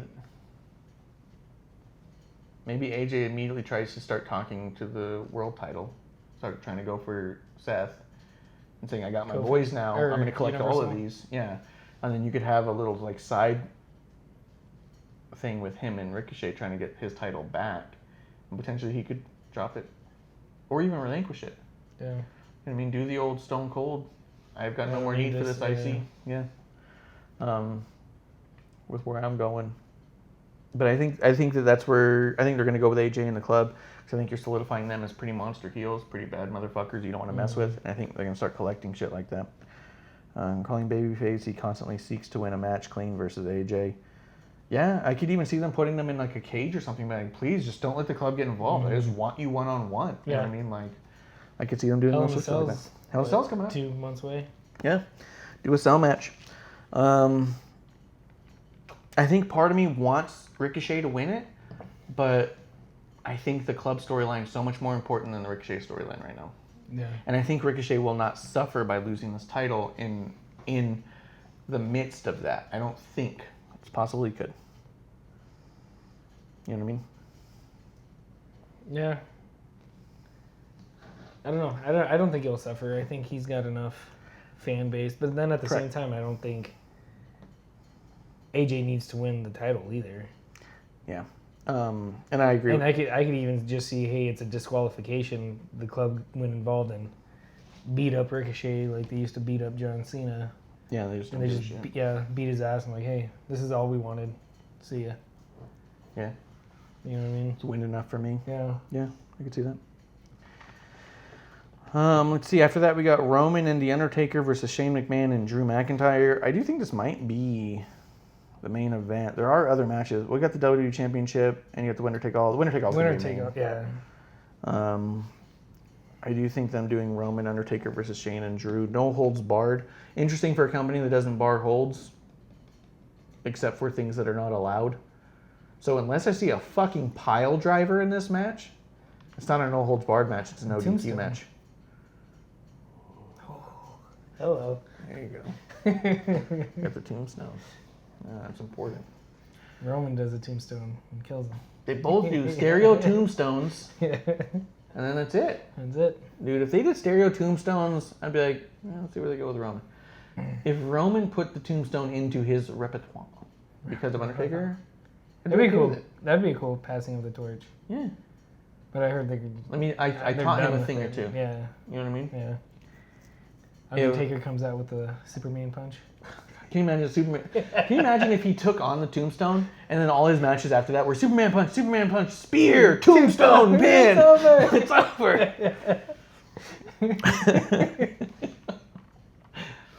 Oh god. Like, you ruined the tombstone. You fucked it up. Damn it! Throwing shit in the house. I think they give it to Roman and Undertaker because Shane and Drew been winning so much, and I think Undertaker.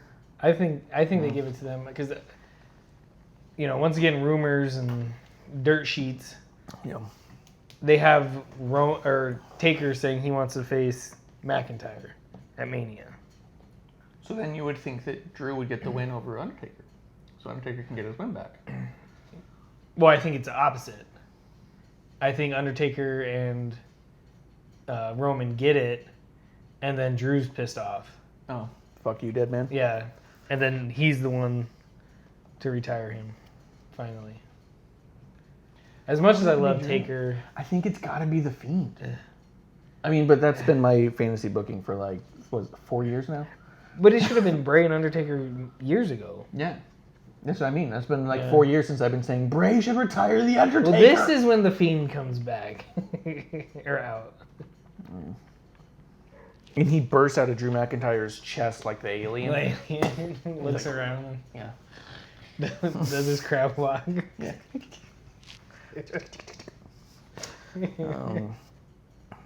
So you think it's gonna be Roman and Undertaker? Yeah. Keep saying, do I have to watch the main event? I know. I've walked out a few interested before in this. myself. Yeah. Do you want Roman and Undertaker to win? Kinda. I think I do. I don't see why a win for Shane and Drew matter right now. Yeah. I mean, the only other thing is that if Shane wins, that's a thing you can say, "Hi, I'm best in the world, and I beat the Undertaker." Yeah. But I'm truthfully not interested in this match really at all. I'm really not either. Where's I Miz at think today? they're gonna give it to. Where is it? Where's Miz at? No one's asking. No one cares. So, I think it's gonna be Roman and Undertaker as well. I think that they've already got a T-shirt. Did you see it? What? no. Graveyard Dogs. What? Yeah, there's a T-shirt for the team name. It's called the Graveyard Dogs. Better than the cancer one. Whoa. You Jesus. the I liked cancer that shirt. vest. I liked the shirt. I just didn't like him wearing it every fucking night for a while. Well, yeah, because they keep on hawking the fact that he's a cancer. Did you see that shit with the ESPYs? Yeah. So he won the ESPYs. Yeah. And I get it. And I know everyone's all like, all these fucking haters being mad that Roman won it. My problem with it is that it's acknowledging the Roman cancer as a storyline, and I think that that's not okay. But they were just saying best moment. Is that a And WWE moment, or is that a human life moment? Well, no, it was just best moment that WWE had, Yeah. and it was fan voted. And that was the true. I would say that at no point did I think they were at any point exploiting or taking advantage of his cancer until that. Once you say the best moment we had was Roman cancer, what the fuck? Because the ESPYs, they highlight a bunch of survivors and stuff. Like the guy that won the Courage Award this year is a football coach that doesn't have arms or legs. And, he's like, hey, if I can do this, the Jimmy Valvano Award or whatever it's called. But he was Where's like, he coaching? I don't know. So he's not a big coach. I think I want to say it's a smaller college, if I remember correctly. I kind of briefly looked at it. I wanted to look it up. It's like a community college, maybe? Or like a Division II or Division I, AA, whatever they call it now. But, they do stuff like that. Even though... But that's a specific thing for that. That's their Warrior Award. Yeah, kind of, yeah. So But they this- do but that this in was- other things? Other sports? Do they ever say, like, oh, this guy's triumphant return to the field? I think they did it with Lance Armstrong when he came back from cancer. Mm-hmm. I'm just asking because I don't know. But this one was voted on by the fans, from what I know. Yeah, but you can't tell the fans to Not- vote for not for- Roman survives cancer or Becky wins a belt. Like, because so those were the four options you had. You had Roman survives cancer, Becky main events WrestleMania, Kofi wins a title, and Ronda wins a title. Yeah. Only 3 of those are stories that were created. Yeah, Yeah, and that's but- what my confusion, and that's where I was all like, wait, what the fuck? Roman winning cancer is cool and amazing and such a great story, It's not- and it's Winning cancer. he won cancer, dude. And it's like, I get it, you speared cancer, fucking great, and I think that's amazing, and I'm not a big Roman fan, but I want to buy that shirt when it's on sale. When not all the proceeds. I don't want to spend the full fucking 30, but I want that Roman shirt because I love that whole like believe it thing that he's got going on, and like I think that it is an inspiring story and how fucking cool. But it seemed to me that you were in a world of here's our created storylines. What's the coolest thing WWE did for its fans this year? But see, and then but here's that's not- I survived cancer. See, I don't think that's at all. I think they're saying, hey, what's the best moment of the year? And I think most people voted on that because it wasn't story. It was real life. Because it was heartwarming. Because you and I were super excited. Yeah, I was like, sweet, this is cool. And Amazing. we've never been Roman You kept fans. the kid up. Dondo, remember you told him to get out of bed? Oh, like, yeah. you're like, hey, you need to watch the Raw today. Because they said he's coming back. And you're like, I got a good feeling about this. And you're like, hey. Because Dondo likes that guy. Mm-hmm. But I think that's the reason why it wasn't anything else is because it was real compared to anything else. Plus, you have average ESPN viewers that aren't WWE viewers. What are they going to vote on? Yeah. Oh, Ronda winning the belt? I know her. Becky Lynch? I don't know her. Kofi? I don't know her. Yeah, the cultural significance of both Kofi and Becky's moments were lost in that. But exactly. But I'm saying most ESPN fans would, that aren't WWE fans. Oh shit, this dude beat cancer? I saw something about that. I remember that. That's true. It's bigger than anything else that is fake. Yeah. I Or could see that. storyline. Kayfabe. Fake's a harsh word in our business. Yeah. We don't talk fake. But I think that was the reason. Truthfully, I was looking at it and I was like, I wouldn't mind Becky winning it because it's cool. But I was like, I think looking at that, I was like, hey, these are people, and they're like, oh shit, this dude beat cancer. That's awesome. And that was just, I think that was my Or his return from cancer, not beating it. I think it's where a lot of my confusion draws, and where my complaint was that why was he in that mix? You know what I mean? Like, why was I defeated cancer part of and here's the things WWE did, where it felt more like this was real life. It's a different type of inspiring. But I think. But if that's how the ESPYs are. But the thing is where are you? What other fourth moment would you put up there? This past year. Firefly Funhouse. No. Get the fuck out of here. There's one moment. Was it Roman leaves? Yeah, Roman leaves. He relinquishes because of cancer? I know he fucked up. We're just lucky that it was a positive ending. I'm just saying. Yeah. Oh yeah, no. I mean, like Of I course. said, I think the whole shit's super inspiring. But I think I just was trying to figure out, is that the right way to do that? Is that the right for? Like, Yeah. what is But this? I think. What is this award for? But see, and that's the other thing is that it's not kayfabe. This is real. So let's It say that this was was back for in the fame. Attitude Era. What 4 things would they have put up? Nothing, because ESPN didn't want anything to do with WWE in the Attitude Era. That's true. Austin slams a beer. The Rock takes awesome stunner. Like, Well, that's what are I you mean. gonna Like, do? what are these big moments that they would have done otherwise? So it's like, the thing is what made it seem big was that there was cultural significance to Kofi winning. There was cultural significance But to what I'm Becky saying is winning. that, There but was I'm no saying cultural significance to Ronda. non-WWE fans looking at that, they don't know any of the significance of that. It's just lost on them. Yeah. Because if I asked you to vote for a hockey award, because, say there's a ballot and then all of a sudden there's a hockey thing on there. I'd Hey, vote vote for one. I'd vote This for the dude- Raptors. I said hockey. That's why I said Raptors, because they're Canada. And I was like, hey, here's these 4. And you're like, I don't know any of the other 3. I've kind of heard of that one and from a different business, meaning Rhonda. But this dude came back from cancer and returned. And even then, Okay, he cool. was doing all the interviews when he relinquished and stuff. And when he came back, he was doing all the ESPN Yeah, shows. he went to ESPN. So he's USA been trying to Today. get that Yeah. fucking award for a while now. But what I'm saying is, He's been outside politicking of it. outside of kayfabe, I think Conspiracy. people that aren't WWE fans are gonna look at that and be like, oh shit, this dude came back from cancer. Good for him. I agree with that. Correct. And that's why when I first saw it, I was like, well, obviously Roman's winning this. No one else needs to even think about it. But that's what I was trying to figure out. Was he supposed to be in that? You know what I mean? Like, was it a good spot for that story? Is that WWE's story and WWE's moment? Or is that them hijacking Roman's Joe moment? You know what I mean? Like, that's what I was trying to figure out. Is this truly a WWE moment? Or was this a moment for a man and his fans? But see, I think once again, because it's ESPN, I don't think WWE had a voice in their 4 moments. Well, maybe. I guess that'd be interesting to know, I guess, more than any of it. And the one that has the connection is Coachman. And he's probably the one that Such a picked the 4. Fucking garbage piece of shit. I fucking hate Coach. Who do you hate more, Coach or Corey? Coach. He's never seen wrestling.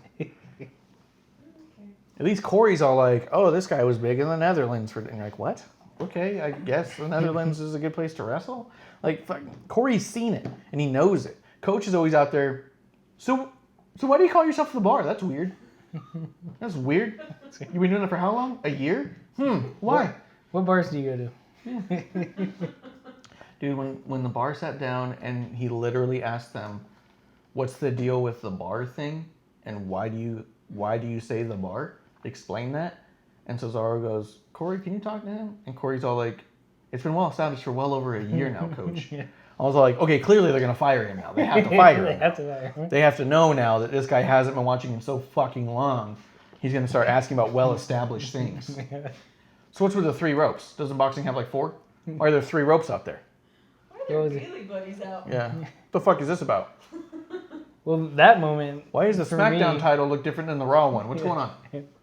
Well, that moment for me was when during the shakeup when AJ went to Raw. Oh. In case you're not familiar with him, it's Yeah, like- go fuck yourself. that was Michael Cole. I was Yeah. like, Cole, come on now. I know you have to quote unquote introduce AJ to the Raw fans, but But ugh. We know who AJ is. Thanks. let's see. We're into the last 2. Let's wrap it up. We didn't intend to go this long, guys. We're sorry about that, but we've been talking about a lot of other stuff. But we do want to be done before kickoff, which is in 45 minutes. Before the actual show. Yeah. It's fun. So we do have Kofi versus Samoa Joe.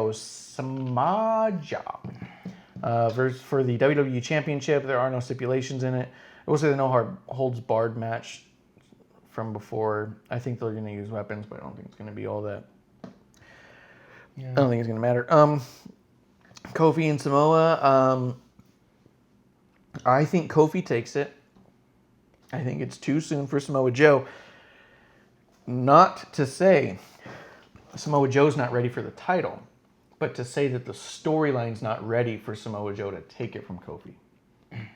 I want to see them go to 3 or 4 matches at pay-per-views with stakes before Samoa Joe takes it. I think it's going to be sooner than that. I think it's going to be SummerSlam. But I think the same thing. I think Kofi's going to keep it. They haven't established Joe versus Kofi enough. It doesn't mean anything yet. Yeah, for Joe to take it. It hasn't become personal. Now, I've seen a lot of people say they think it should be Samoa Joe and it's Samoa Joe's time and all that, and I agree to a respect. And I will say that he is a heel, and I think beating Kofi and taking away that title is going to be one of the biggest heat getters. Mm-hmm. Well, and that's what I was going to say is I think it's definitely Samoa Joe's time to win a championship, but it's not Kofi's time to lose his. Yes. And I think that's the big difference that people aren't understanding. Yes, Samoa Joe deserves it. He needs it. Not he doesn't need it, but he deserves it. Yeah. But it's not Kofi's time to lose it, in my opinion. Yeah, I think so too. And even though you said that you think that his championship seems to be cooling off a little bit, I still feel like there's still so much happiness behind him having it from a crowd standpoint. I think that you got to leave it with him until it's going to mean someone or make someone. You know what I mean? Like, I think about some of the older storylines that would take months of build. You know, they'd go to this pay-per-view and there'd be a no contest. You go to this pay-per-view and someone would interfere. You go to this pay-per-view and someone got the clean win, but something happened, or you know what I mean, like The ref missed it. yeah. And then it was like redacted. You know, like Yeah. there was always something that made it draw out. So it was all like, fuck, I just want this dude to get the fucking title. I think you have to even look at Kofi going into WrestleMania. Yeah, but He had 3 major matches, 2 major pay-per-views where he's in the main event to try to get there. yeah, but a lot of times it wasn't the heel. It wasn't a heel. And I'm not saying that we Going want to after get it. to a point where we want Joe to get it. Yeah, We just want to get to a point, I think, storyline-wise, where it makes sense for Kofi to lose it. Right? This guy's been chasing. This guy's relentless, and he's not going to back down. I think that we want Kofi to keep it, and I think whoever takes it from Kofi is going to be hated and booed for so fucking long. So I think you got to be Brock. smart about who you give it to. You got to give it Brock. to like a Brock or a Joe. People are speculating Shane. I think that Shane's going to go there and take the belt from Kofi, and then that's going to be the ultimate heat maker of all time. but then you have to build him for a match. You can't just walk in and be like, He's "Time's up. This is mine now. I'm the boss." Exactly. And that's what I'm saying is that I think that here, Samoa Joe, I think we were all expecting a more intense Joe promo leading up to this. There was like not a lot of build. So it's just a match in the middle of the card that sounds really good, but... But that's why I think it's a stepping stone, and that's why I think Kofi keeps it, and I think maybe SummerSlam, that's when Joe becomes personal. Hey, you know, I'm gonna go talk to your kids. I'm gonna, you know, talk to your wife. This and that. You know. I think that he gets personal after this one as well, and I think he keeps going. I do think that you got to wait till like a bigger, like a Rumble or a Mania to take it from Kofi. It's gonna be big. It's SummerSlam. I have a feeling it's SummerSlam. That seems so close to me. I want Kofi to have almost a year, but I guess it's still a good run. Nope. Nope. Oh, yeah. No. Cool. You just pick up the mic and just throw it away. False Gotcha. start. Yeah. I'll start. Do you think Brock makes an appearance tonight? I do. I don't know where. I think he makes an appearance but doesn't cash in. Because I mean, Heyman's talked about, hey. Well, he you know- promised he's cashing in this tonight. Oh, that's right. They did. I forgot about that. I know a thing or two about Philadelphia. Yeah, I remember that. And I know a thing or two about Extreme. And my client... This is Heyman, not Leo Rush. What's the difference? About 200 pounds. 200 to 300 pounds, maybe. Yeah. There's a height difference. Winner take all bullshit is what I'm going to put for this one. I've been writing out all the different matches and who's in it. This one I just put winner take all bullshit. It's.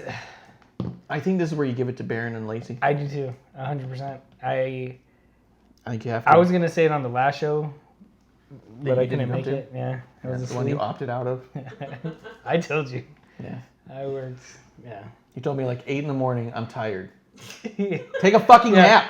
I told you 8 in the morning. I'm 99% sure I'm not going to make the show. And I still had to work until 3. After being there since 11 at night and getting an hour of sleep. Watch the kids for the old wifey gets home. She watched the show. Yeah, no, she told me. Yeah, it was funny. I saw her pop in. I was like, sweet, that's cool. And like she's all chatting a bunch and all. Like, sweet.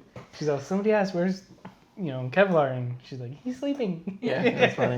Yeah, it was funny. So Keith asked, where's Kevlar? And I went, you didn't want to be here, so he's not. Moving on. And she was like, no. She's all defending your honor. He's asleep. Good. Yes. She all like popped a little picture in there. If you watched that last one, you both agreed that you liked their chemistry more than Becky and Seth. Right. Yeah, we were talking about that. And that's one thing that I was, before we went on this tangent, that I wanted to bring up, is every time I hear Becky's music, it almost makes me cringe because I know Seth's coming up. Yeah. And I'm just like, you shouldn't be getting this feeling. And I like Seth. He's a great talent. He needs a little mic work, but he's awesome. I'm not taking anything away from him. But he just plays second fiddle so bad to Becky, and it makes him look terrible. Yeah, and something's not clicking. Now, this is so... how many times does Becky say something like, what she said? I was asked recently by someone, explain to me this whole Seth Rollins business.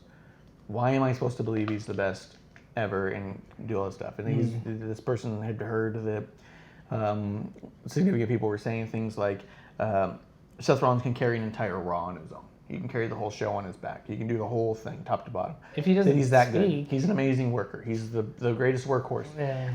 This is the stuff that's going around out there. And they said, can you explain this to me? What am I missing? And I said, well, here's the problem is I'm missing the same thing. Problem is, I think that we weren't invested in the Shield when they came out. We weren't watching much. It wasn't the Shield that brought us back in. Matter of fact, I remember seeing some of the Shield and being like, pass, and I still kept not watching. It wasn't until like Finn and Seth, which I will say the Finn and Seth match and the Asuka Bayley match that weekend of SummerSlam several years back, those were the things that made me go, this shit is good. Yeah. So I will say that Seth was a catalyst in bringing me back to it.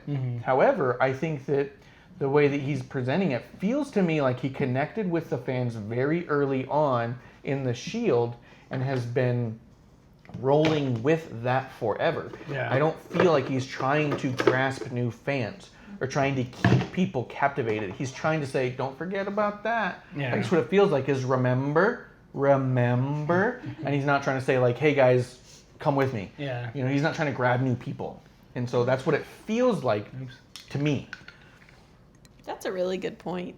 Taking you on a roller coaster the way that Becky does, in comparison, doesn't feel right. Yeah.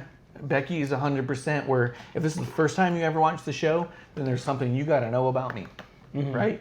And Seth's whole thing is all like, remember all the other stuff I did? Yeah. Still here. Yeah. And everyone's all like, that? what other stuff? And he's just like, trust me. Yeah. Remember when what's the other stuff? Yeah. Remember when I beat Triple H at Mania? Yeah. Like that's the attitude that comes off was like, it's me. Yeah. It's me. Like it's this assumed I'm importance as opposed to the projected importance. I think that's the big difference. Becky projects importance. I am a fucking star. And Seth just goes, remember, hey, I'm a star. Seth Rollins here. Who did I say? No, I'm saying that's Seth. what he's saying. It's me. me. It's me, Seth. He's the dude who takes his name off the jersey. Yeah. And Becky's the dude who wears her name up front. You know what I mean? Think about when they went to the fucking show. She showed up with the title. And then Seth was there. He had a title. It wasn't with him. Yeah. He was like, I don't need that thing. That's just, everyone knows it. This assumed everybody already knows attitude by Seth is the problem. Where Becky is all like, I'm not trying to talk to people who already know. The people who know, they know. People I want to talk to people who don't know because they need to know. You know what I mean? And I think that's the difference. And I think that's what comes off in the camera. Yeah. That's my Like my I said, take. like I don't like how they, put their on or off-screen relationship on air. It's not as captivating as I thought it would be. Yeah, it just, like I said, it makes Seth, every time I see it, it makes Seth look that much worse. And it makes Becky look great. and Becky, always looks great. But Becky overshadows Seth by a lot. And truthfully, right when Seth got the Universal title from Brock, we're like, cool, there's going to be some relevance to the title.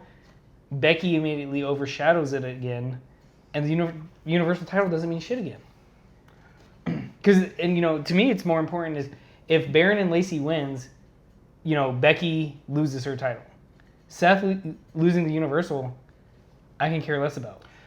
Yo, when this went on sale and I got it, the same price at the same time was the Universal title, and it wasn't even a fucking concept to me. Mm-hmm. I did consider getting a replica of this because this is not quite a replica of the Raw Women's title, which I have.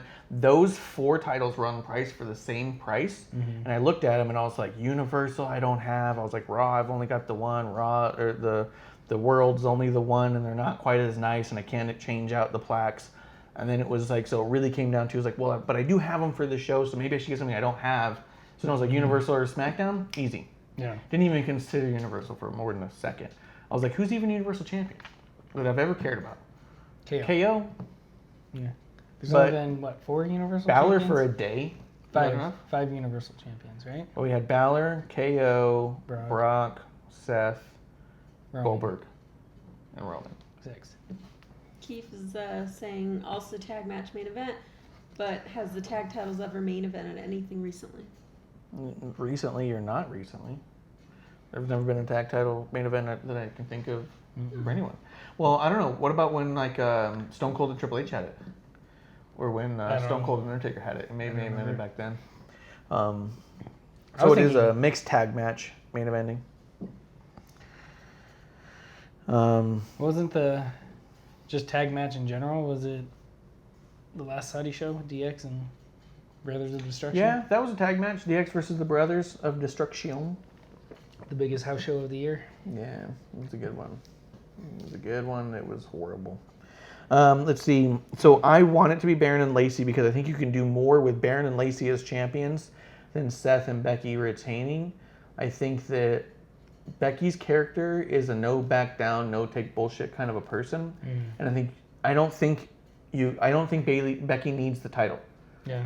Like where I was just saying earlier, I think Bayley needs it because I do. I think she brings a relevancy to the SmackDown division that Becky way. definitely doesn't need it. Becky doesn't need it, and she can chase it, and you can just say, fuck you, you don't deserve it. But see, this would be a good spot for the Brock cash-in. Because remember, they also said that he was going to cash in on Friday. Or Brock kept saying that. Remember? Yeah. For the Super Showdown or whatever. But if Corbin wins it, it's like, oh shit, he's a champ, and then Brock goes out there. I'd like that. I'm the champ. Don't get me wrong, I like Corbin a lot. And, he's one of those that kind of flew under the radar with a lot of things, and people were like, why are they pushing him so much? Then you see it, and you're like, all right, Yeah, once you start breaking it down and really looking at it, he's hard to argue. Mm-hmm. But I think if Lacey walks away with the Raw Women's Championship, even though I don't want to see that, and then Brock walks away with the Universal, it's like, all right, cool. I can see that's where they're going with it. Yeah, you can have some interesting stuff moving forward for sure. My only problem is, once again, when Brock won Money in the Bank, hey, if he's there all the time, this is cool, and he's not. Well, it's just it. I don't even think Brock needs to be there all the time. Like I said, when he won Money in the Bank, this is the perfect thing for him to have. Mm-hmm. I'd like to see him come out there and terrorize Seth Rollins. Maybe even ensure the Seth Rollins win, and then not cash it. Yeah. Oh, yeah. You know what I mean? Like, I think a year of Brock Lesnar being a constant thorn and fear for Seth, if Seth's going to be holding the title this whole time, I think could be amazing. I think if Brock Lesnar came out to every single Seth Rollins title match and interfered and made sure Seth won it for a fucking year, that'd be ridiculous. Yeah.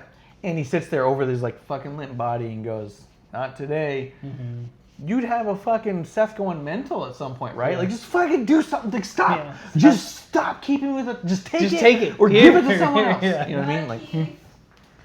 Nope. Oh, Keith, we'll see you. We're out. You already know our takes. We're wrapping up here in a minute anyways. Cheers. Have a good one, Keith. Thanks for coming in. We appreciate it.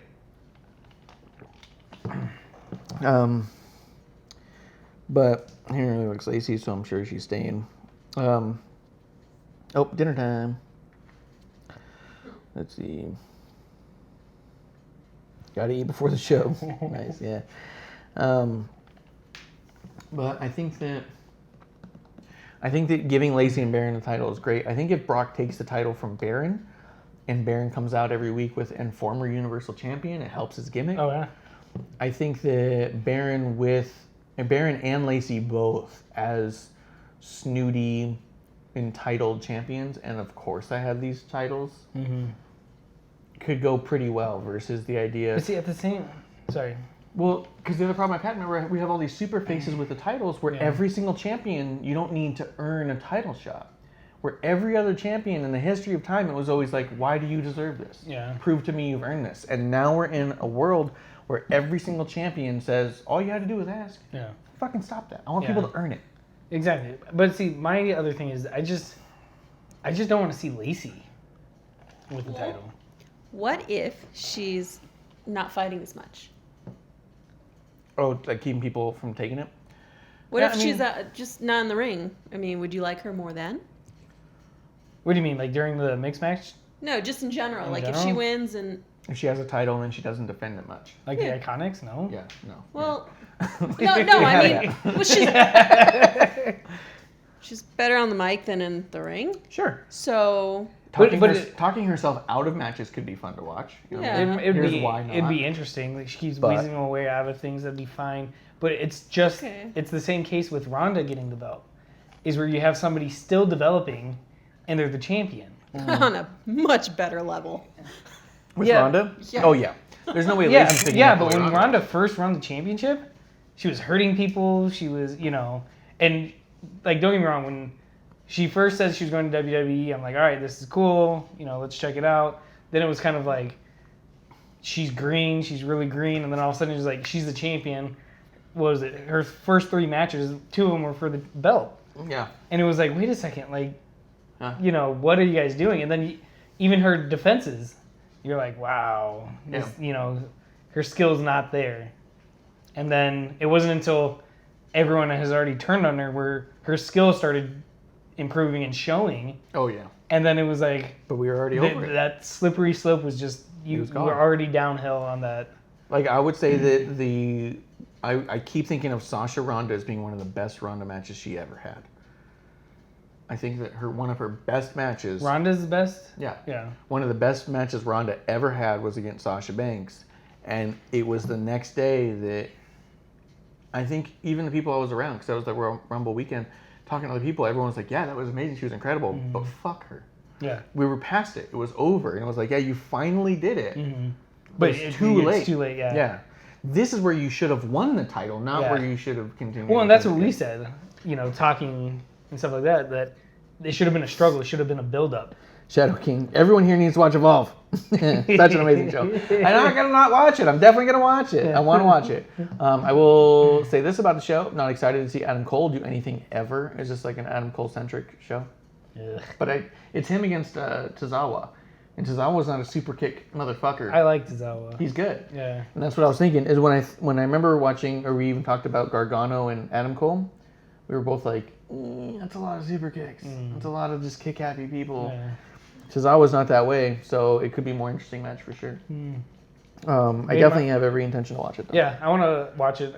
Truthfully, I want to see more Adam Cole things to see the hype train. Yeah. Where the hype train came from. What am I missing? Because what I'm seeing in NXT, I'm just like...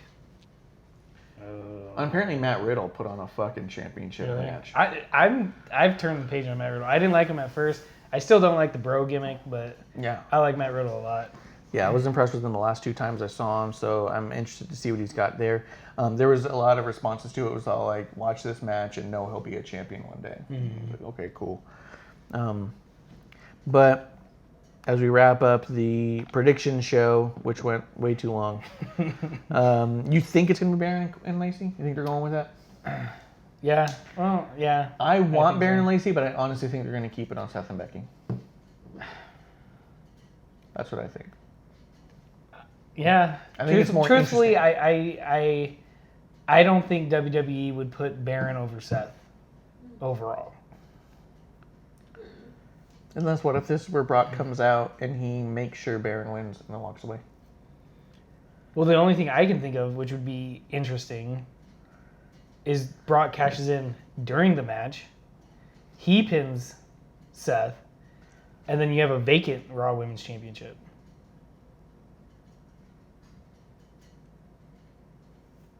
Yeah. Because that could be interesting. Well, no. Becky would say, hey, I didn't lose it. Brock sitting there, I won, I didn't have a partner. Unless he brings out somebody too, which would be interesting. Ooh, like a Shayna Baszler? Yeah. Yeah. That'd be sick. That'd be ridiculous. Or what about, what's her name? Io Shirai or whatever. The one that's getting all the heat now. Well, yeah, but she's got no tie to Brock. Shayna No, does. I know. Shayna does. Yeah. Or this is where you bring out Ronda Ronda comes back? as well, yeah. Oh, that'd be cool if Brock Ronda and and Ronda came out Brock, together. yeah. Hey, we're the champs, thanks. They come out there, he See you at cashes in. WrestleMania. Can you imagine they go in there, they just level everything. And the ref's like, what the fuck's going on? And then Heyman hands him the thing. They're being added to the match as a third team. Yeah. Well, even just Brock goes out there and he's about to win, and then Ronda's music goes off. Shadow said Ronda won't be back. Everyone Yeah. thinks she's on the impregnation vacation. I think it's a work. I think she's coming back. I think she's definitely coming back. I don't know. I think, I'm just speculating. We have no inside knowledge, but We I'm have sure no- she's coming back. We have no knowledge. There's no way she's not coming back. We got anything else? Although she's signed a 3-year contract or something. Shadow King says, especially not tonight. Man, I don't know if that means she's got plans somewhere or something that she's mentioned. Or maybe that's a work. You never know. So do you think they're going to go with... Or Brock brings Sasha. This is where Sasha comes back. That'd be cool. Sasha just comes in and takes Sasha that versus title. Becky. Sasha Becky SummerSlam. That'd be fucking good. I just don't. This is a weird spot. Real quick.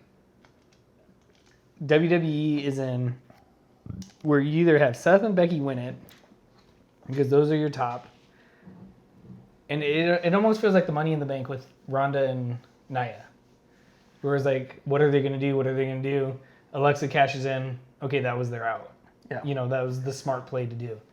Yeah, we said that before it even started. Okay, obviously Alexa has to win. That's Yeah. the only way they got Well, out. as soon as Alexa won, Yeah. it's like, all right, she's cashing in tonight. Yeah. But He says that Shadow King believes that Brock's going to cash in on Kofi. I just don't. I think if Brock cashes in on Kofi, Kofi has to win. I think it's too early in his reign to lose that way. see, my only thing is with that, Brock has no reason to go after Kofi. Yeah. Brock lost to Seth, and he's got pride. And hey, I want to revenge this loss. Yeah, that's true. The old motherfucking pride gimmick, huh? Yeah, but Pride Jones, huh? Yeah, Pride Jones.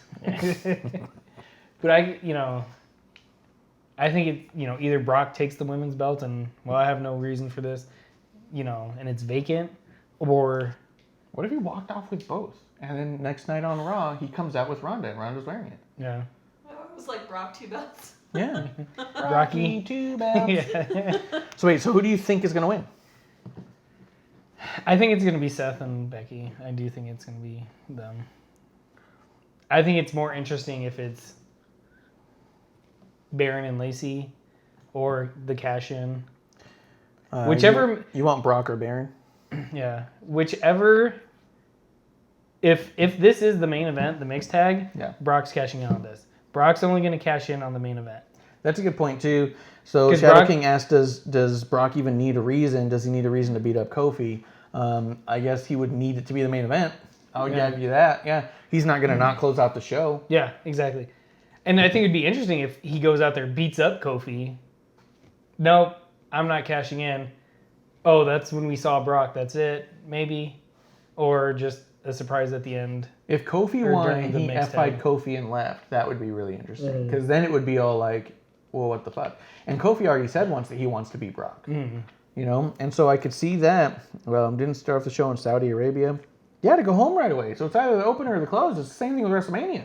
He opened WrestleMania too. Yeah, because He's not trying to be in the middle of the card. And unless Kofi opens or Kofi closes, I don't see him cashing in on Kofi. Yeah. He doesn't wait to be in the middle. Yeah, if the cash in is happening, Yeah. like Heyman said, it's whoever the last match is. He either does the beginning of the show, historically, he does the beginning so he can go home and be done, or he waits because he's the end of the show. He doesn't do the second to last match, the third to last match. That's just not what he does. He thinks, and he maybe is, too big for that. He's too big of a name, too big of a draw to say that he'll be somewhere before the end, somewhere in the larger middle spectrum. He's the beginning or the end. Yeah. He's either setting the pace for the show or he's closing the show. But I think, let's see, so you guys know about the last minute match added. We talked about Finn Balor and Shinsuke for the IC title, and we talked about KO versus Dolph Ziggler. Is there another one that got added just now? And are they taking one away? Did they finally add the tag titles for the women with the Kabuki Warriors? Make it a 13-match show? Yeah, I'm surprised they haven't done that yet. Yeah, I'm surprised by it too. Just- AJ Styles versus someone? AJ's got a match already against Ricochet. Wait, what happened to Ricochet? Ricochet's supposed to be defending his U.S. title against AJ Styles tonight. Did he get hurt? Go to the AJ or go to WWE Twitter. Oh, it says he's got 2 matches. He's On got the 2 card. matches according to the card. Who would they give it to? Who would AJ face? What's what I mean? Like if you were to give AJ a secondary match, Yeah.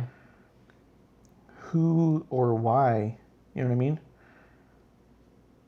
Oh, that's cool. I'll retweet that.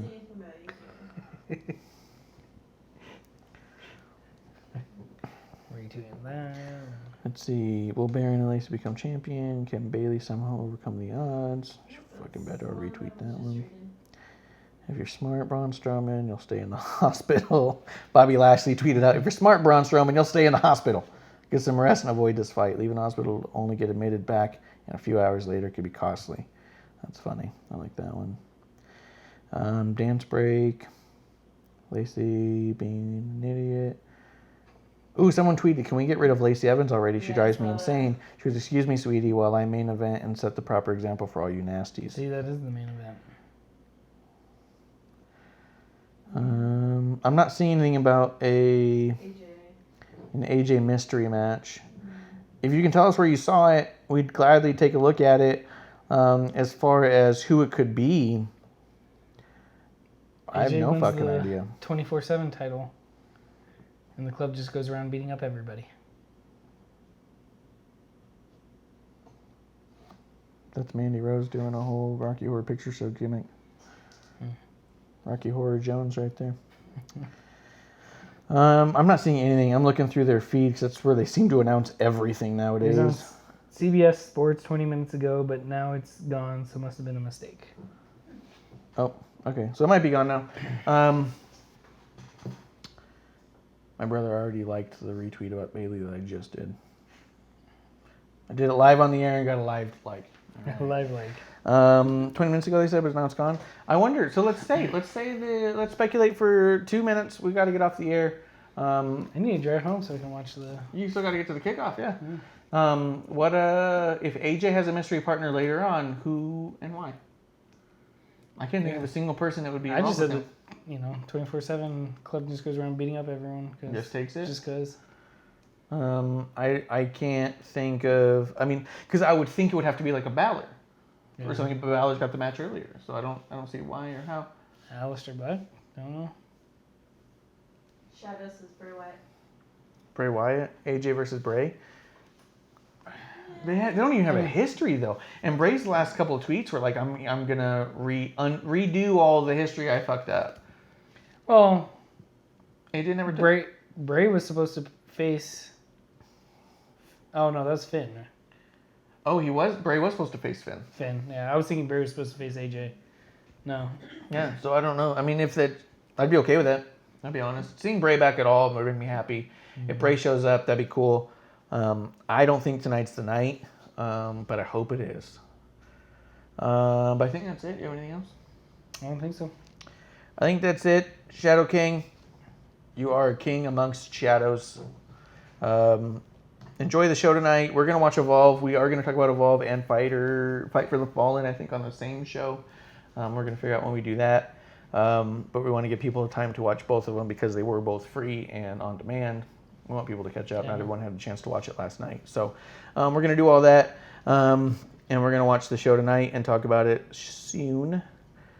But I think it'd be kind of cool though, on a similar vein as what Shadow King's saying, of potentially doing a review immediately after. Maybe not a during the show reaction show, but like doing a pay-per-view one where it's like as soon as it's over, we Just go what the fuck was that? Yeah. You know, and almost review it backwards. Yeah. This was the match we saw here, and then we saw that, and then we saw Yeah. like backwards, like the other way. I told you I was right. Yeah. Fuck you all. Yeah. We were right. Maybe tonight. I got No. the dinner. Yep. I got dinner with my family, so I'm not even gonna watch it till after. Yeah. So I'm gonna miss it live, but I'm gonna watch it after. But I do think it'd be cool to do that in one of the pay-per-views where it does start like this early, 3 in the afternoon. Maybe do like a Like SummerSlam. yeah, maybe. Well, SummerSlam might be long, but yeah, Yeah. that might be cool to do like a right after. But we'll see. So that'd be like our 6-month mark. SummerSlam, right? I think that's right. Yeah. Crazy. Yeah. Doing good. 15 left. 15 minutes. All All right, right, guys. Cheers. Last call. Thanks for tuning in. Thanks for predicting with us, and we hope all of us are right in all of our contradictory predictions. Because we know what we're talking about.